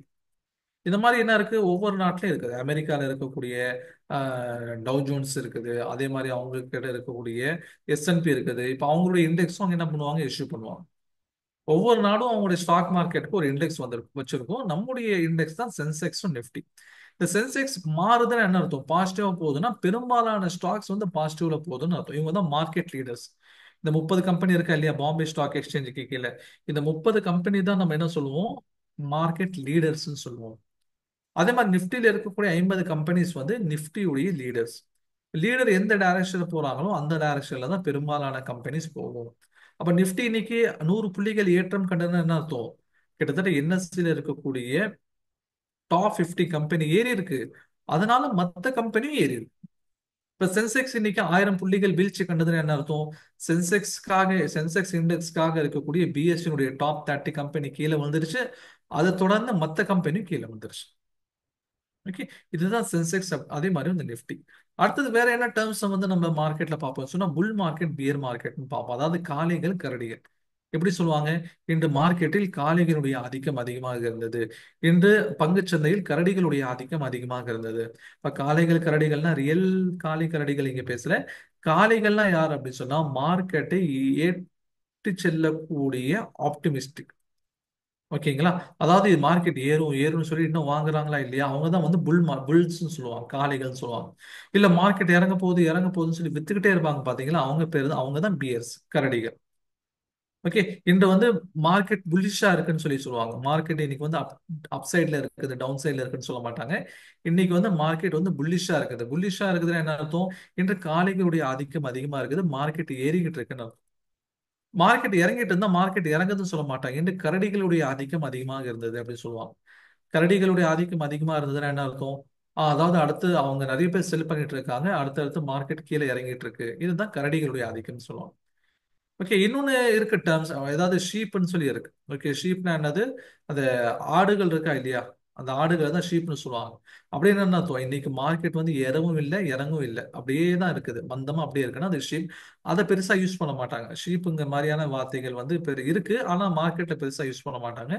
மார்க்கெட்ல வந்து புல் மார்க்கெட் பியர் மார்க்கெட் அப்படிங்கிற மாதிரியா தான் யூஸ் பண்ணுவோம். ஓகேங்களா, இப்ப பாருங்க, இது வந்து கவர்மெண்ட் கொடுக்கக்கூடிய எக்கனாமிக் சர்வேவுடைய ரிப்போர்ட். அவங்க சொல்றாங்க பாருங்க, கொரோனாவுடைய ஆரம்பத்துல கொஞ்சம் ஒரு டவுன்ஃபால் இருந்தது, அதுக்கப்புறம் பாத்தீங்கன்னா ஒரு புல்லிஷ் மார்க்கெட்டா மாறிடுச்சு. பாருங்க, புல்லிஷ் அப்படிங்கிற டேர்ம் தான் இங்க யூஸ் பண்ணியிருக்காங்க. தென் புல்லிஷ் மார்க்கெட் வந்து மேலே ஏற ஆரம்பிச்சிருச்சு சொல்லி என்ன பண்ணாங்க சொல்றாங்க. ஓகேங்களா, இதெல்லாம் வந்து பேசிக்கா நம்ம மார்க்கெட்ல யூஸ் பண்ணக்கூடிய சில டெர்மினாலஜிஸ். இப்போ நம்ம F&O பத்தி சொன்னோம், இன்ட்ராடே பத்தி சொன்னோம், ஷார்ட் செல்லிங் பத்தி சொன்னோம். இதை பத்தி டீட்டெயிலா அடுத்தடுத்த கிளாஸஸ்ல நம்ம பார்ப்போம். ஓகேங்களா, F&Oனா ஃபியூச்சர்ஸ் அண்ட் ஆப்ஷன்ஸ்ங்கிறது அது என்ன, அதுல என்ன பிரச்சனைகள் இருக்கு, அது எவ்வளவு வந்து ரிஸ்கியானது, ஷரியாவுடைய பார்வை என்ன, எல்லாத்தையும் நம்ம என்ன பண்ணுவோம் அடுத்தடுத்த கிளாஸஸ் நம்ம பார்ப்போம். ஓகே, அதே மாதிரி வந்து நம்ம ஃபண்டமெண்டல் அனாலிசிஸ்னா என்ன, அதே மாதிரி ஃபண்டமெண்டல் அனாலிசிஸ்க்குள்ள நம்ம பார்க்க வேண்டிய விஷயங்கள் என்ன, டெக்னிக்கல் அனாலிசிஸ் என்ன, அது எல்லாம் பார்க்க வேண்டிய விஷயங்கள் என்ன, இதுதான் நம்ம அடுத்த கிளாஸ் நம்முடைய ஃபோக்கஸா இருக்கும். இப்போ ஆல்மோஸ்ட் நீங்க வந்து சேரக்கூடிய ஸ்டூடெண்ட்ஸா இருப்பீங்கன்னு நான் நம்புறேன். இன்னைக்கு கிளாஸ் பார்த்தாலே உங்களுக்கு ஒரு ஐடியா வந்திருக்கும். இப்போ அடுத்த நம்ம கிளாஸ் போகும்போது நீங்க பண்ண வேண்டிய சில பேசிக்கான ஒரு கைட்லைன்ஸ் இருக்கு. ஓகே, நான் ஆரம்பத்துல எப்பவுமே சொல்வேன், ஆனா கடைசியில சொல்லுங்கன்னு சொல்லி அட்மின் சைட்ல இருந்து கேட்டனால நம்ம என்ன பண்ணுவோம், ஆஸ் நீங்க இப்பவே ஜாயின் பண்ணிட்டீங்க, ஆல்மோஸ்ட் இதுதான் நம்முடைய ஃபர்ஸ்ட் கிளாஸ் அப்படின்னு எடுத்துக்கோங்களேன். இப்போ நீங்க அடுத்து ஃபாலோ பண்ண வேண்டிய கைட்லைன்ஸ் இருக்குது. என்ன கைட்லைன்ஸ் இருக்குது, இப்போ ஃபர்ஸ்ட் ஆஃப் ஆல் நீங்க என்ன பண்ணுவீங்கன்னா ஒரு நோட்ஸை வந்து மெயின்டைன் பண்ணுவீங்க. ஓகேங்களா, நோட் வந்து நீங்க சொல்லக்கூடிய விஷயத்த நான் உங்களுக்கு பிபிடியாவோ அல்லது வந்து பிடிஎஃப்-ஆவோ நான் தர மாட்டேன். ஏன் பிபிடி பிடிஎஃப் நான் தர மாட்டேன் அப்படின்னா, அந்த மாதிரி வாங்கி வைக்கிறதுல எந்த பிரயோஜனமும் இல்லை. ஆனா வீடியோஸ் உங்களுக்கு ரெக்கார்டிங்ஸா 2 இயர்ஸ் வரைக்கும் உங்களுக்காக ஒரு ஆப் இருக்கு, சைஃபாவுடைய ஆப். அந்த ஆப்ல என்ன பண்ணிடுவாங்க, உங்களுக்கு வந்து 2 இயர்ஸ் வரைக்கும் அந்த அக்சசிபிலிட்டி கொடுத்துருவாங்க. வீடியோஸ் இருக்கும், ஆனா நீங்க நோட்ஸ் நீங்க தான் எடுத்து வைக்கணும். இப்போ ஒரு பேட்ச்ல செகண்ட் பேட்ச்ல ஒரு ஸ்டூடெண்ட் எடுத்த நோட்ஸ் பாருங்க, எவ்வளவு கிளியரா எழுதி வச்சிருக்காரு பாருங்க. அவர் கிளாஸ் நம்பர் 1 எந்த டேட்ல என்ன நடத்துனாங்க, ஓகே, ஷரியா complaints, fundamental analysis, technical analysis, இது எல்லாத்தையும் என்ன பண்ணியிருக்காரு, அவர் வந்து கிளியர் கட்டா எழுதி வச்சிருக்காரு. இந்த மாதிரி எழுதி வச்சாதான் உங்களுக்கு புரியுறது ரொம்ப ஈஸியா. நாளைக்கு நீங்க ஒரு மாசம் ஒரு 3 மாசம் கழிச்சு எடுத்து பார்த்தாலும், இப்ப நிறைய பேர் வந்து பிடிஎஃப் கொடுங்க, பவர் பாயிண்ட் கொடுங்கன்னு சொல்லி கேட்கறாங்க. அந்த மாதிரி கொடுத்தா உங்களுக்கு பெருசா பிரயோஜனம் இருக்கும். உங்க கையால எழுதும் போதுதான் நம்ம சொல்லக்கூடிய விஷயங்கள் உங்களுக்கு மனசுல பதியும். அதனால நீங்க என்ன பண்ணுங்க, ஒரு நோட்டை நீங்க ப்ராப்பரா மெயின்டைன் பண்ணி வைக்கணும். Okay, நீங்க நோட் மெயின்டைன் பண்ணி வைக்கும்போது தியரி கிளாஸஸும் அதுல வந்து அதாவது நோட் பண்ணி வைப்பீங்க. அதே மாதிரி நம்ம பிராக்டிகல்ஸ்ல பாக்குற விஷயங்களையும் நீங்க நோட் பண்ணி வைப்பீங்க. ஓகேங்களா? இது வந்து ஃபர்ஸ்ட் கைட்லைன்ஸ். ரெண்டாவது கைட்லைன்ஸ் வந்து உங்களுக்கு நம்ம என்ன பண்ணுவோம், டெய்லி வந்து லைவ் கிளாஸஸ் அப்படிங்கிறது ஒன்று வைப்போம். லைவ் கிளாஸஸ் வந்து இது வரைக்கும் மேக்ஸிமம் எல்லா பேட்ச்லயும் morning 7 AM to 8 AM. Okay, ஒரு 5 மினிட்ஸ் வந்து கிரேஸ் பீரியட் கொடுத்து ஒரு 7:10 அல்லது வந்து 7:10 to 8:10 மாதிரி கிளாஸஸ் இருக்கும். ஒரு 1 ஹவர் கிளாஸ், 5 மினிட்ஸ் அல்லது 10 minutes plus or minus. Okay, 5 நிமிஷம் 10 நிமிஷம் முன்ன பின்ன ஆகலாம். மற்ற ஜென்ரலி பார்த்தீங்கன்னா 1 ஹவர் ஒரு கிளாஸ் இருக்கும், theory classes. Monday to Friday வரைக்கும் உங்களுக்கு தியரி கிளாஸஸ் நம்ம கொண்டு போவோம். ஓகேங்களா? மண்டே டு ஃப்ரைடே உங்களுக்கு தியரி கிளாஸஸ் நம்ம கொண்டு போவோம். இப்போ இந்த 5 டேஸ் நீங்க பார்க்க வேண்டிய விஷயம், பிளஸ் நீங்க சாட்டர்டே சண்டேல அதை ரிவைஸ் பண்ணிக்கணும். இன்கேஸ் நடுவில் உங்களால எங்கேயாவது டிராவலிங்ல இருக்கீங்க, இல்ல ஒர்க் ப்ரெஷர்னால வேற ஏதாவது உங்களுக்கு பார்க்க முடியாம போச்சு அப்படின்னா, இது சாட்டர்டே சண்டேக்குள்ள நீங்க தியரி பார்ட்டை கம்ப்ளீட் பண்ணிடணும். ஏன் அப்படின்னா நம்முடைய ஒவ்வொரு கிளாஸஸும் வந்து இன்டர் கனெக்டட். முதல் கிளாஸை நீங்க அட்டன் பண்ணாதான் செகண்ட் கிளாஸ் புரியும், செகண்ட் கிளாஸ் அட்டன் பண்ணாதான் தேர்ட் கிளாஸ் புரியும். இந்த மாதிரி வந்து ஒரு செயின் மாதிரியாக தான் நம்முடைய இன்டர் கனெக்டடா இருக்கும். இது மாதிரி இன்டர் கனெக்டடா இருந்துச்சுன்னு சொன்னாதான் இன்டர் கனெக்டடா இருக்கும். இதை நீங்க ஒன்ன புரிஞ்சுக்கிட்டாதான் இன்னொரு கிளாஸ் புரிஞ்சுக்க முடியும். அதனால ஒரு கிளாஸ் நீங்க கம்ப்ளீட் பண்ணிடணும், புதுசா அண்டர்ஸ்டாண்ட் பண்ணிடணும். இல்ல நடுவுல வந்து திடீர்னு வேற ஒர்க்னால பார்க்க முடியல, டிராவல்ல இருக்குன்னு பார்க்க முடியலன்னா, சாட்டர்டே ஆர் சண்டேக்குள்ள நீங்க கிளாஸ் அட்டன் பண்ணிட்டு இந்த ரெக்கார்டிங்ஸை பார்த்து அட்டன் பண்ணிட்டு அதுக்கப்புறம் மண்டே கிளாஸ் ஜாயின் பண்ணும்போது தான் உங்களுக்கு பிரயோஜனமா இருக்கும். நம்ம ரெக்கார்டிங்ஸ் கொடுக்குறோம் அப்படின்னு சொன்னா அது வந்து ஒரு ஸ்டாண்ட் பை. ஓகே, ஆக்சுவலா எப்போ உங்களுக்கு ரொம்ப பிரயோஜனமா இருக்கும் அப்படின்னா, நீங்க லைவ் கிளாஸ் அட்டன் பண்ணும்போது தான் பிரயோஜனமா இருக்கும். நீங்க வந்து 7:10ல இருந்து 8:10 ஹார்ட்லி என்ன பண்ண போறீங்க, ஒரு ஒரு மாசம் 1.5 மாசம் நம்முடைய ஒரு ஃபியூச்சருக்காக, நம்முடைய நாலேஜ்க்காக நம்ம ஸ்பெண்ட் பண்ண போறோம் அப்படின்னா, இந்த டைம்ல லைவ்ல வர்றது தான் எப்பவுமே என்ன இருக்கும், உங்களுக்கு ஹெல்ப்ஃபுல்லா இருக்கும். இல்ல சார் எனக்கு ரெக்கார்டிங்ஸ் இருக்க பாத்துக்கிறேன் அப்படின்ட்டு உங்களுக்கு மைண்ட்ல வந்துச்சுன்னா, ஹியூமன் சைக்காலஜி எப்படி, எனக்கு வந்து ரெக்கார்டிங்ஸ் இருக்குன்னா நான் நாளைக்கு பாத்துக்கலாம், நாளைக்கு பாத்துக்கலாம், நாளைக்கு பாத்துக்கலாம்னு தள்ளி போட்டுக்கிட்டே இருப்பேன். கடைசியில வந்து ப்ராக்டிக்கல் செஷன்ஸ் வந்துடும். ப்ராக்டிக்கல் செஷன்ஸ் வந்ததுக்கு அப்புறமும் நம்ம ப்ராக்டிகல் ஏதாவது தியரி கம்ப்ளீட் பண்ணாம ஒரு ப்ராக்டிகல்ஸ்ல வந்து தடுமாறிட்டு உட்காந்துருப்போம். சரிங்களா? அதனால கம்பல்சரி ப்ராக்டிகல்ஸ்க்கு முன்னாடி முடிக்கணும். அப்போ இதுக்கு best option live class attend பண்ணுங்க. அவங்களுக்கு டவுட் இருந்தால் நான் கடைசியில் ஒரு 10 மினிட்ஸ் உங்களுக்கு நான் கொடுப்பேன். அந்த 10 மினிட்ஸ் உங்களுடைய டவுட்டை நீங்க என்ன பண்ணிக்கலாம், கேட்டுக்கலாம். எனக்கு டவுட்ஸ் அஸ்ஸலாமு இருந்தால் அலைக்கும். நம்ம கம்ப்ளீட் பண்ணிடுவோம். ஸ்டூடெண்ட்ஸ்க்கு ஒரு சின்ன இன்ஃபர்மேஷன் மட்டும் கொடுத்துக்கிறேன் சார். ஸோ நம்ம ட்ரைனிங் வந்து ஃபோர்த்து பேட்ச் நாளையிலேருந்து ஸ்டார்ட் ஆகுது. ஸோ நிறைய ஸ்டூடெண்ட்ஸ் ஜாயின் பண்ணியிருப்பீங்க. ஸோ இன்றைக்கி அட்டன் பண்ணியிருக்கக்கூடிய ஸ்டூடெண்ட்ஸ் வந்து மெம்பர்ஸ் யாரும் ஜாயின் பண்ணலை அப்படின்னா இன்றைக்கே ஜாயின் பண்ணுங்கள். ஸோ இதுக்கான ஃபீஸ் வந்து நம்ம வந்து ஆல்ரெடி உங்களுக்கு இன்ஃபார்ம் பண்ணியிருப்போம். 10,000 நம்ம முன்னாடிலாம் வச்சுருந்தது. இப்போது வந்து ஆஃபர் போயிட்டுருக்கு. நீங்கள் வெறும் 4,000 பே பண்ணால் இந்த 1 மந்த்துக்கான ட்ரைனிங் நீங்கள் வந்து அட்டன் பண்ணிக்கலாம். ஸோ சார் சொன்ன மாதிரி நீங்கள் ஏதாவது ஒரு கிளாஸ் மிஸ் பண்ணிட்டீங்கன்னா கூட உங்களுக்கு வந்து ரெக்கார்டட் கிளாஸ் வந்து அவைலபிளாக இருக்கும். அது 24/7 நீங்கள் எப்போ வேணாலும் வாட்ச் பண்ணிக்கலாம். அது வந்து ஜாயின் பண்ண ஸ்டூடெண்ட்ஸ்க்கு வந்து அடிஷ்னல் பெனிஃபிட்டாக இருக்கணும்னு சொல்லி 2 இயர்ஸ் சப்ஸ்கிரிப்ஷன் வரைக்கும் நம்ம பண்ணியிருக்கோம். அதனால நீங்கள் வந்து 2 இயர்ஸ் வரைக்கும் இதை நீங்கள் வாட்ச் பண்ணிக்கலாம் இன்ஷா அல்லாஹ். ஸோ ட்ரெயினருடைய நம்பரையும் நம்ம வந்து ஸ்டூடெண்ட்ஸ் குரூப்பில் ஆட் பண்ணிடுவோம். யாரெல்லாம் பே பண்ணியிருக்கீங்களோ அந்த ஸ்டூடெண்ட்ஸ் வந்து தனியாக ட்ரெயினரோட நம்ம வாட்ஸ்அப் குரூப் க்ரியேட் பண்ணி ஆட் பண்ணிடுவோம். உங்களுக்கு ஏதாவது லைவ் கிளாஸ்லையோ இல்லை ரெக்கார்டட் கிளாஸ்லையோ உங்களுக்கு ஏதாவது டவுட் வந்துச்சுன்னா அதை ஸ்க்ரீன்ஷாட் எடுத்து நீங்கள் ட்ரெயினர்கிட்ட டவுட் கிளாரிஃபை பண்ணிக்கலாம் இன்ஷா அல்லாஹ். ஸோ ஸ்டூடெண்ட்ஸ் வந்து ஒருத்தர் பே பண்ணியிருக்கீங்க, யார் பே பண்ணுறீங்களோ அவங்களுடைய பேமெண்ட் ரிசிப்ட்டும் ப்ளஸ் உங்களுடைய ஃபுல் நேம் வந்து எனக்கு அனுப்பி விடுங்க இன்ஷா அல்லாஹ் வாட்ஸ்அப்பில். ஓகேங்களா? Okay, thank you sir, thank you so much. Okay sir. அப்போ ஃபர்ஸ்ட் விஷயம் நீங்க ஃபாலோ பண்ண வேண்டியது ஆஸ் எ ஸ்டூடெண்ட், ஃபர்ஸ்ட் நீங்க நோட்ஸ் மெயின்டைன் பண்ணணும். ஓகே, தியரி பார்ட்ஸை வந்து லைவ்ல அட்டன் பண்ணதுக்கு நீங்க ட்ரை பண்ணுங்க. முடியாத பட்சத்தில் உங்களுக்கு என்ன பண்ணுவாங்க, ரெக்கார்டிங்ஸ் உடைய ஃபெசிலிட்டி உங்களுக்கு ரெக்கார்டிங்ஸ் ப்ரொவைட் பண்றாங்க. அதுக்காக ரெக்கார்டிங்ஸ் நான் பார்த்துக்கிட்டு உட்காந்துக்கிறேன் இருக்கக்கூடாது. லைவ் கிளாஸ் அட்டன் பண்ணும்போது அது வந்து மோஸ்ட் ப்ரோஆக்டிவாக இருக்கும். ரெக்கார்டிங்ஸ் இருக்குங்கிற தைரியம் மனசுல வந்துச்சுன்னா நம்ம சிலபஸ் கம்ப்ளீட் பண்ண மாட்டோம், ப்ராக்டிகல்ஸ் ரொம்ப சிரமப்படுவோம். அதுக்கப்புறம் நம்முடைய இன்டெப்த் நாலேஜ் இல்லாம நம்ம மார்க்கெட்டுக்குள்ள இறங்குற மாதிரி ஆயிடும். ஓகேங்களா? இந்த 3 விஷயங்களை நீங்க ஞாபகம் வச்சுக்கோங்க. அடுத்ததாவது இன்ஸ்ட்ரக்ஷன்ஸ் இருந்துச்சுன்னு சொன்னா நம்ம டே பை டே உங்களுக்கு கன்வே பண்ணிட்டே இருப்போம். ஒவ்வொரு நாளுடைய ஷெடியூலும் உங்களுக்கு ப்ரீவியஸ் டே மகரிப் தொழுகைக்கு அப்புறம் கிட்டத்தட்ட 7 மணிக்கு அப்புறம் உங்களுடைய அந்த குரூப்ல நம்ம ஷேர் பண்ணிடுவோம். உங்களுக்கு ஏதாவது டவுட்ஸ் இருந்தாலும் அந்த குரூப்ல கூட நீங்க கேட்டுக்கலாம். நான் 24/7 அவைலபிளா தான் இருப்பேன். இட் மீன்ஸ் நீங்க எப்போ வேணாலும் நீங்க ஆடியோ மெசேஜ் அனுப்பிச்சு விட்டுட்டீங்கன்னா நான் அதை பார்க்கும்போது உங்களுக்கு அந்த குரூப்லேயே அப்படி ரிப்ளை பண்ணிடுவேன். இல்லை எனக்கு வந்து கொஞ்சம் இது கொஞ்சம் கூச்சமா இருக்கு சார், நான் தனியாக கேட்குறேன்னா என்னுடைய அக்கௌண்ட்டுக்கு நீங்க என்ன பண்ணிக்கலாம், தனியாகவும் கேட்டுக்கலாம். நீங்க குரூப்ல கேட்கும்போது அந்த அந்த ஆடியோ கேட்கக்கூடிய எல்லாருக்கும் பிரயோஜனமா இருக்கும். இல்லை தனியாக கேட்கணும்னாலும் தனியாக நீங்க என்ன பண்ணிக்கலாம், நீங்க கேட்டுக்கலாம். இப்போ நம்முடைய கோர்சஸ் வரைக்கும் நம்ம என்ன விஷயங்களை ப்ரொவைட் பண்றோம்னா இந்த மாதிரி 15 to 17 theory classes plus 10 practical classes. 1.5 months உங்களுக்கு கோர்ஸ் டியூரேஷன் இருக்கும். அதுக்கப்புறம் 1.5 months நீங்க ஒரு ப்ராக்டிஸ் செஷன்ஸ் மாதிரி நீங்க பார்த்துட்டு இருப்பீங்க. 3 monthsக்கு அப்புறம் ரியல் டைம் மார்க்கெட்ல வருவீங்க. ரியல் டைம் மார்க்கெட்ல என்ன பண்ணணும் எப்படி பண்ணணுங்கிறத உங்களுக்கு ப்ராக்டிஸ் செஷன்ஸ் நம்ம சொல்லுவோம். இன் சம்மரி நம்ம என்ன சொல்லி தருவோம்னா இன்வெஸ்ட்மெண்ட் அண்ட் ஸ்டாக் செலெக்ஷன்ஸ் எப்படி பண்றதுன்னு சொல்லி கொடுப்போம். ட்ரேடிங் சைக்காலஜி எப்படி இருக்கும்னு சொல்லி கொடுப்போம். ஃபண்டமெண்டல் டெக்னிக்கல் அனாலிசிஸ் பத்தி சொல்லி கொடுப்போம். என்னுடைய ஓன் எக்ஸ்பீரியன்ஸ் என்னென்ன இருக்கு அப்படிங்கிறத நான் சொல்லி கொடுப்பேன். ரெக்கார்டிங்ஸ் உங்களுக்கு அவைலபிளா இருக்கும்.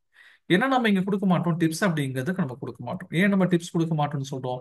நம்ம சுருக்கமா சொன்னோம்னா நம்ம வந்து இங்க மீன் கொடுக்கறத விட மீனை பிடிக்க தான் நம்ம கற்றுக் கொடுப்போம். ஓகேங்களா? நம்ம இங்க மீன் கொடுக்க மாட்டோம், மீன் பிடிக்க தான் நம்ம கற்றுக் கொடுப்போம். மீன் கொடுத்தேன்னு சொன்னா அது உங்களுக்கு 1 நாளைக்கு 2 நாளைக்கு தான் வரும். ஆனா மீன் பிடிக்க கத்துக்கிட்டீங்கன்னா உங்க வாழ்க்கை முழுவதும் நீங்க என்ன பண்ணிக்கலாம், அந்த டெக்னிக்ஸை வச்சு நீங்க பயனடைஞ்சுக்கலாம்.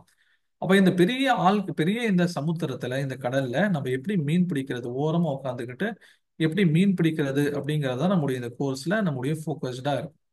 ஓகேங்களா? அதே மாதிரி வந்து கிரிப்டோ கரன்சினா என்ன, அதை பத்தியான ஒரு எக்ஸ்பிளனேஷன் நம்ம கொடுப்போம். ஆனா கிரிப்டோ கரன்சி நம்ம ட்ரேடிங் அதோடைய பண்றது எப்படின்னு சொல்ல மாட்டோம். ஓகே, இன்னைக்கு வந்து டொனால்ட் ட்ரம்ப் ஜெயிச்சு வந்ததுக்கு அப்புறம் என்ன ஆயிடுச்சுன்னு சொன்னா இன்னைக்கு கிரிப்டோ கரன்சி உடைய ஒரு ஃபீவர் அதிகமாயிருச்சு. ஓகேங்களா? ட்ரம்ப் வந்ததுக்கு அப்புறம் ஏன்னா ட்ரம்ப்புக்கு பின்னாடி யார் இருக்கா, மஸ்க், எலான் மஸ்க் இருக்காரு. எலான் மஸ்க்கும் நிறைய கிரிப்டோ கரன்சிஸ்க்கும் சம்மந்தம் இருக்கிறதுனால அது ஏறிட்டு இருக்கு. ஆனா நம்ம அந்த ஃபீவர் வந்ததுக்காக நம்ம கிரிப்டோ கரன்சி சொல்ல மாட்டோம். ஏன்? ஏன்னா ஷரியாவுடைய ஆங்கிள்லையும் இது கொஞ்சம் கிளியரா இல்ல, பர்மிஷன் கிடைச்ச மாதிரி நமக்கு தெரியல. அதே மாதிரி ஃபாரெக்ஸ் ட்ரேடிங் சொல்லி இருக்கு, கரன்சியை வச்சு என்ன பண்ணுவாங்க, ஃபாரெக்ஸ் ட்ரேடிங் இருக்கும். அதை நம்ம என்னங்கிறத சொல்லிடுவோம். அதை பத்தியான நம்ம இன்டெப்தா நம்ம நடத்த மாட்டோம். அடுத்தது பாத்தீங்கன்னா கமாடிட்டி ட்ரேடிங்கிறது என்னங்கிறத எக்ஸ்பிளைன் பண்ணிடுவோம். ஆனா இன்டெப்தா நம்ம அதை பத்தியா நடத்த மாட்டோம், எப்படி பையிங் செல்லிங் பண்றதுங்கிறத நடத்த மாட்டோம். இப்போ என்ன கொடுப்போம் என்ன கொடுக்க மாட்டோம் அப்படிங்கிறத நம்ம சொல்லிட்டோம். இன்ஷால்லா நாளையில இருந்து நீங்க ரெகுலர் கிளாஸஸ் நீங்க ஜாயின் பண்ணீங்க சொன்னா உங்களுக்கு 1.5 monthsல 100% நீங்க சாட்டிஸ்ஃபை ஆகிற அளவுக்கு நம்ம கண்டென்ட் கொடுத்துருவோம். ஓகே, இன்னைக்கான செஷன் அப்படிங்கிறது அல்ஹம்துலில்லாஹ் முடிஞ்சு. டவுட் இருக்கிறவங்க கேளுங்க, டவுட் இருக்கிறவங்க உங்களுடைய டவுட்ஸ் கேளுங்க.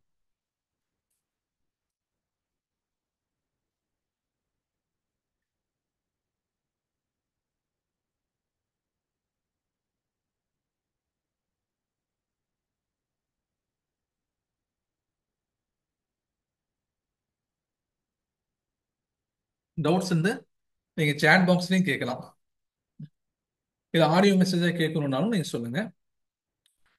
How much money to invest, நம்ம ஆல்ரெடி நம்ம சொல்லியிருந்தோம்.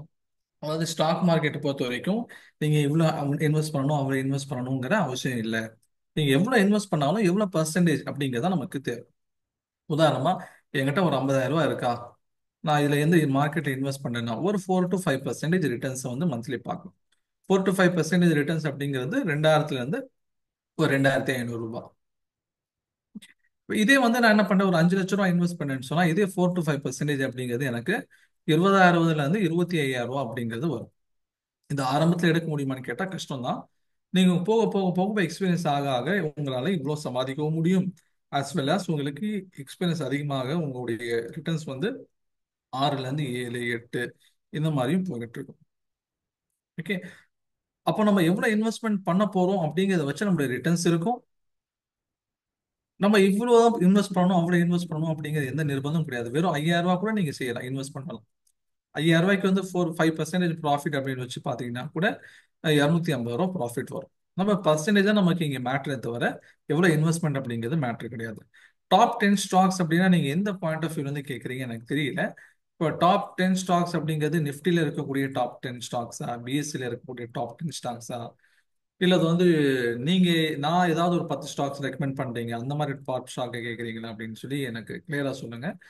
இப்போ டாப் 10 ஸ்டாக்ஸ் அப்படின்லாம் கிடையாது. ஓகே, நம்ம வந்து ஃபண்டமெண்டல்ஸ் பார்ப்போம், டெக்னிக்கல்ஸ் பார்ப்போம், அது நல்ல ஸ்டாக்கா இருக்கு, சரியாவுடைய ஸ்க்ரூட்டினி பார்ப்போம். நம்ம மூணு விஷயங்கள் ஸ்டாக் செலக்ட் பண்றதுக்கு நம்ம மூணு விஷயங்களை நோட் பண்ணுவோம். அதோடைய ஃபண்டமெண்டல்ஸ் நல்லா இருக்கா, டெக்னிக்கல்ஸ் நல்லா இருக்கா, சரியாவுடைய கம்பெனிஸ்க்கு கீழே வருதா, இந்த மூணு விஷயத்த பார்த்துட்டு தான் நம்ம வந்து அந்த ஸ்டாக்ல இன்வெஸ்ட்மெண்ட் பண்ணுவோம். அதெல்லாம் எப்படி பார்க்கறதுங்கிறத நம்ம அடுத்தடுத்த கிளாஸஸ் சொல்லி கொடுப்போம். நம்ம பர்டிகுலரா ஒரு ஸ்டாக் சொல்லிட முடியாது. நம்ம வந்து எந்த மாதிரியான ட்ரேடிங், இப்போ இன்வெஸ்ட்மெண்ட் பர்பஸ் இருக்கு. இன்வெஸ்ட்மெண்ட் சொன்னா லாங் டேர்ம்க்கு இன்வெஸ்ட்மெண்ட், இல்லை ஸ்விங் ட்ரேடிங்னா ஒரு ஷார்ட் டேர்ம்க்கு. இப்போ லாங் டேர்ம்க்கு கேட்கறதுன்னா 5 வருஷம் கழிச்சு 10 வருஷம் கழிச்சு ஒரு ஏறக்கூடிய ஸ்டாக்குங்கிறது இப்போ ஒஸ்டா பெர்ஃபார்ம் பண்ணிட்டு இருக்கும். ஓகே, அப்போ அந்த ஒஸ்டா பெர்ஃபார்ம் பண்ணக்கூடிய ஸ்டாக்கு பார்த்தீங்கன்னு சொன்னா லாங் டேர்ம்க்கு நம்ம இந்த மாதிரி இப்போ ஒஸ்டா பெர்ஃபார்ம் பண்ணாலும் பரவாயில்ல, லாங் டேர்ம்க்கு நல்லா இருந்தா ஓகே. அந்த மாதிரி பார்த்தா டாடா ஸ்டீல் அப்படிங்கிற ஒரு நிறுவனம் எடுத்துக்கலாம். ஓகே, அவங்க வந்து இப்போ ஒரு 100 ரூபா, 120 ரூபா, 150 ரூபான்னு போயிட்டு இருக்கு. ஆனால் இதே ஒரு 10 வருஷம் போச்சுன்னா கண்டிப்பா அவங்களுடைய வேல்யூ பார்த்தீங்கன்னா 1000 தாண்டி. லாங் டேர்ம்க்கு அது வந்து நல்ல ஸ்டாக்ஸ். ஓகே, இது வந்து நான் உதாரணத்துக்கு சொல்றது. இப்போ லாங் டேர்ம் வந்து நான் பண்ணணும் சார், நானே பார்த்துக்கிறேன், நான் அதுக்கு என்ன பண்ணணும்னா நீங்க ஃபண்டமெண்டல்ஸ் கற்றுக்கணும். நம்ம கிளாஸ் ஆரம்பிக்கும் போது ஃபர்ஸ்ட் ஒரு 2 3 கிளாஸ் வந்து ஃபண்டமெண்டல்ஸ் பத்தி இருக்கும். ஃபண்டமெண்டல்ஸ் வந்து நம்ம நீட்டா கத்துக்கிட்டோம்னு சொன்னா அதுக்கப்புறம் நல்ல ஸ்டாக்ஸ் செலக்ட் பண்ணி லாங் டேர்ம் இன்வெஸ்ட்மெண்ட்க்கு பார்க்க முடியும். ஓகேங்களா? அப்போ from tomorrow class through Zoom, நாளையில இருந்து கிளாஸ் வந்து ஜூம் ஆப் மூலியமா சைஃபா ஸ்டூடெண்ட்ஸ்க்கு நம்ம கொடுப்போம். வீக்லி இன்கம் அதான் நான் சொல்றேன், மந்த்லி இன்கம் அப்படிங்கிறது 4 to 5% உங்களுடைய இன்வெஸ்ட்மெண்ட். இப்போ 1 லட்ச ரூபா இன்வெஸ்ட் பண்ணீங்களா, மந்த்லி உங்களால 4 to 5% எடுக்க முடியும். இதுதான் வந்து நார்மல் பிசினஸ் ஷரியாவுடைய கம்ப்ளைண்ட்ஸை ஃபாலோ பண்ணி எடுக்கக்கூடிய விஷயம். 1 லட்ச ரூபா இன்வெஸ்ட் பண்ணி 1 லட்ச ரூபா எடுக்கிறவங்க இருக்காங்க. ஆனா அது வந்து எஃப் அண்ட் டோல நடக்கும். எஃப் அண்ட் டோல நம்ம செய்யலாமா கூடாதா, ஷரியாவுடைய ஆங்கிள் என்ன அப்படிங்கிறது ஒன்று இருக்குது. அதே மாதிரி அது எவ்வளவு ரிஸ்கியானது அப்படிங்கிறது இருக்குது. அதெல்லாம் நீங்க கடைசியா ஒவ்வொரு கிளாஸ் எஃப் அண்ட் டோ கிளாஸஸ்லாம் பார்த்துட்டு வரும்போது அது உங்களுக்கு புரியும். இந்த ஃபோர்த் பேட்சில் எல்லா பேட்ச்லேயும் நம்ம சைப்பாக என்ன பண்ணுவோம் அப்படின்னு கேட்டிங்கன்னா ரொம்ப லிமிட்டட் ஸ்டூடெண்ட்ஸை மட்டும்தான் நம்ம எடுத்துப்போம். ஏன்னா எல்லா ஸ்டூடெண்ட்ஸுக்கும் நாங்கள் சொல்லக்கூடிய இன்ஃபர்மேஷன் போய் சேரணும் அப்படின்னு சொல்லி. ஸோ இந்த பேட்சில் மொத்தம் 35 ஸ்டூடெண்ட்ஸை நம்ம பிளான் பண்ணியிருக்கோம். அதில் ஆல்மோஸ்ட் 28 ஸ்டூடெண்ட்ஸ் வந்து ஜாயின் பண்ணியிருக்காங்க. இன்னும் ஒரு 7 சீட்ஸ் தான் வந்து பெண்டிங் இருக்குது. ஸோ அதுவும் இல்லாமல் இன்னைக்கு ஆஃபர் இருக்குது. முன்னாடி 10,000 பே பண்ணியிருக்காங்க. பட் இன்னைக்கு வந்து பார்த்தீங்கன்னா 10,000 ஃபீஸ் கிடையாது, வெறும் 4,000 தான். ஸோ யாராவது இந்த ஆஃபரை கிளைம் பண்ணோம் அப்படின்னா இமீடியட்டாக நான் சேட் பாக்ஸில் கொடுத்துருக்கக்கூடிய என்னுடைய நம்பருக்கு வந்து நீங்கள் ரீச் பண்ணி நாளைக்கான கிளாஸ்க்கு என்ரோல் பண்ணிக்கோங்க. ஸோ யாராவது பேமெண்ட் பண்ணிட்டீங்க அப்படின்னா அந்த பேமெண்ட் பண்ணக்கூடிய அந்த ஸ்க்ரீன்ஷாட்டும் அனுப்புகிறப்போ உங்களுடைய ஃபுல் நேமும் சேர்த்து அனுப்புங்க. ஏன் அப்படின்னா அந்த ஃபுல் நேமில் தான் நாங்கள் உங்களுக்கான அப்ளிகேஷனை வந்து டெவலப் பண்ணி கொடுப்போம்.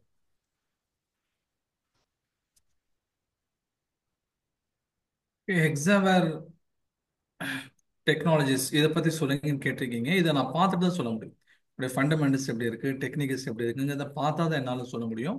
ஜஸ்ட் இந்த பேரை பார்த்துட்டு நம்ம சொல்ல முடியாது. ஓகே, இப்போ அதெல்லாம் வந்து நாளைக்கு கிளாஸஸ்ல நம்ம இல்லை இந்த கிளாஸ் முடிஞ்சு அது தனியாக உட்காந்து பார்த்தா தான் முடியும். ஓகே, இன்னைக்கு கிளாஸ் நம்ம நடத்துனதுல ஏதாவது டவுட் இருக்கா உங்களுக்கு? இன்னைக்கு பேசிக் டெர்மினாலஜிஸ் நடத்திருந்தோம். இதுல உங்களுக்கு ஏதாவது டவுட் இருக்குங்களா?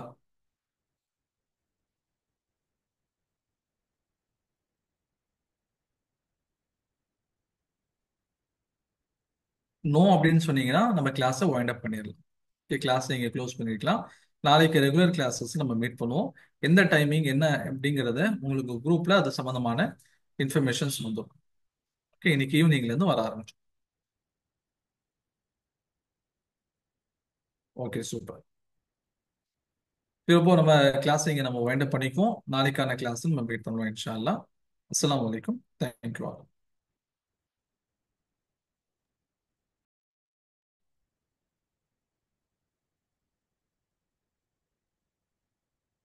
ஓகே, நான் சேட்பாட்டில் வந்து ஒன்ஸ் அகைன் நான் இன்னொரு இன்ஃபர்மேஷனும் ஷேர் பண்ணுறேன்.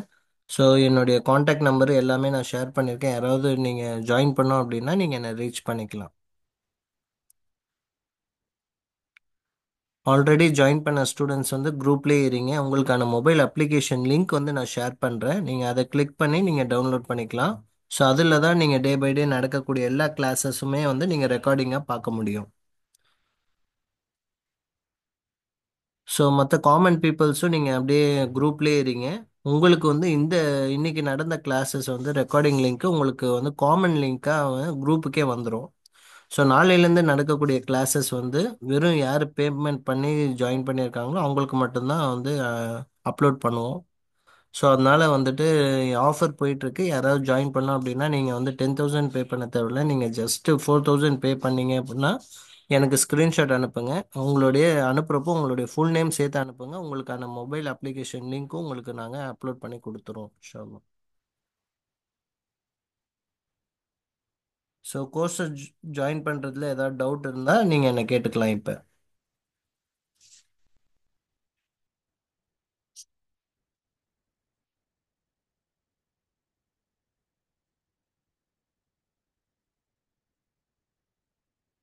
ஸோ சில சிஸ்டர்ஸ் வந்து எனக்கு வாட்ஸ்அப்பில் கேட்குறீங்க, சிஸ்டர்ஸ் ஜாயின் பண்ணலாமா, விமன்ஸ் ஜாயின் பண்ணலாமா அப்படின்ட்டு. தாராளமாக ஜாயின் பண்ணலாம். ஒரு பேட்ச்லேயும் வந்து ஆல்மோஸ்ட் வந்து 6 to 8 ஸ்டூடெண்ட்ஸ் வந்து விமன்ஸே வந்து ஜாயின் பண்ணுறாங்க. ஏன்னா அவங்களுக்கு வந்துட்டு ஹவுஸ் ஒய்ஃபாக இருக்காங்க. அவங்க வீட்டில் ஹஸ்பண்ட் மட்டும்தான் ஏர்ன் பண்ணுவாங்க. ஸோ அந்த டைமில் நம்ம மூலியமாகவும் நம்ம ஹஸ்பண்டுக்கு சப்போர்ட் பண்ணலாம் ஃபினான்ஷியலாக அப்படின்னு சொல்லி நிறைய ஹவுஸ் ஒய்ஃப் நிறைய பேர் அட்டன் பண்ணுறாங்க. ஸோ அவங்க வந்து வீட்டு செலவுக்குன்னு கொடுக்குற அமௌண்ட்டை ஒரு சின்ன சின்ன ஸ்டாக்ஸில் இன்வெஸ்ட் பண்ணி ஏர்ன் பண்ணிட்டு இருக்காங்க. ஸோ அந்த மாதிரி உமன்ஸும் நீங்கள் கண்டிப்பாக ஜாயின் பண்ணிக்கலாம். லாஸ்ட் பேட்சில் ஆல்மோஸ்ட் ஒரு 5 இமாம்கள் ஜாயின் பண்ணாங்க. ஏன்னா அவங்களும் வந்து கம்மியாக சம்பாதிக்கிறதுனால இன்னும் அடிஷ்னலாக இன்கம் ஜென்ரேட் பண்ண முடியுமா நம்மளால அப்படின்னு தெரிஞ்சுக்கிறதுக்காக ஜாயின் பண்ணாங்க. லாஸ்ட் டைம் ஒரு 5 இமாம்ஸ் வந்து ஜாயின் பண்ணாங்க.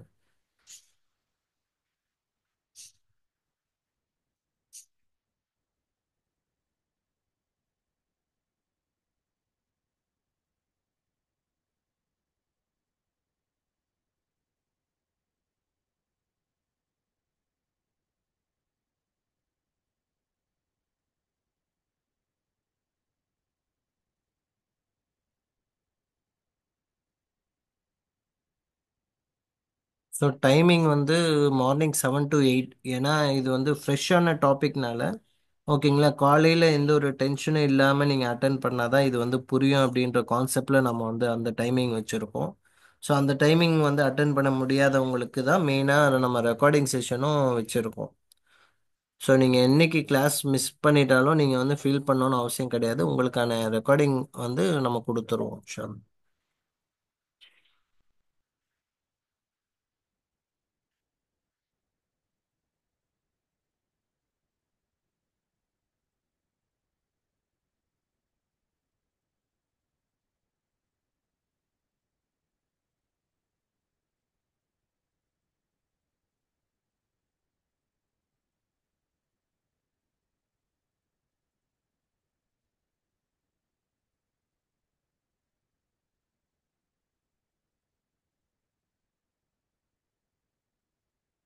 சில சவுதியில் இருக்கிற பீப்புள்ஸும் மெசேஜ் பண்ணுறீங்க.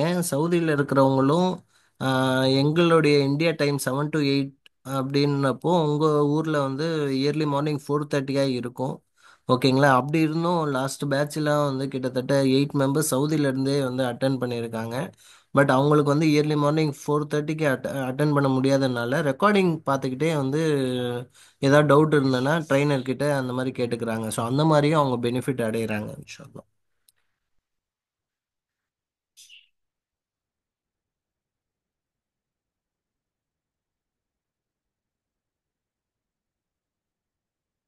ஓகே, ஃபைனலாக மெசேஜ் நான் வந்து சேட்பாட்டில் போட்டுடுறேன். ஸோ வேறு ஏதாவது டவுட் இருக்குது அப்படின்னா என் நம்பரை நீங்கள் சேவ் பண்ணி வச்சுக்கோங்க. எதாவது இருந்ததுன்னா எனக்கு வாட்ஸ்அப்பில் ரீச் பண்ணுங்கள் இன்ஷா அல்லாஹ். ஸோ இன்னைக்கு ப்ரோக்ராம் அட்டன் பண்ண எல்லாத்துக்கும் ஜஸாக்கல்லா ஹைர். Thank you so much.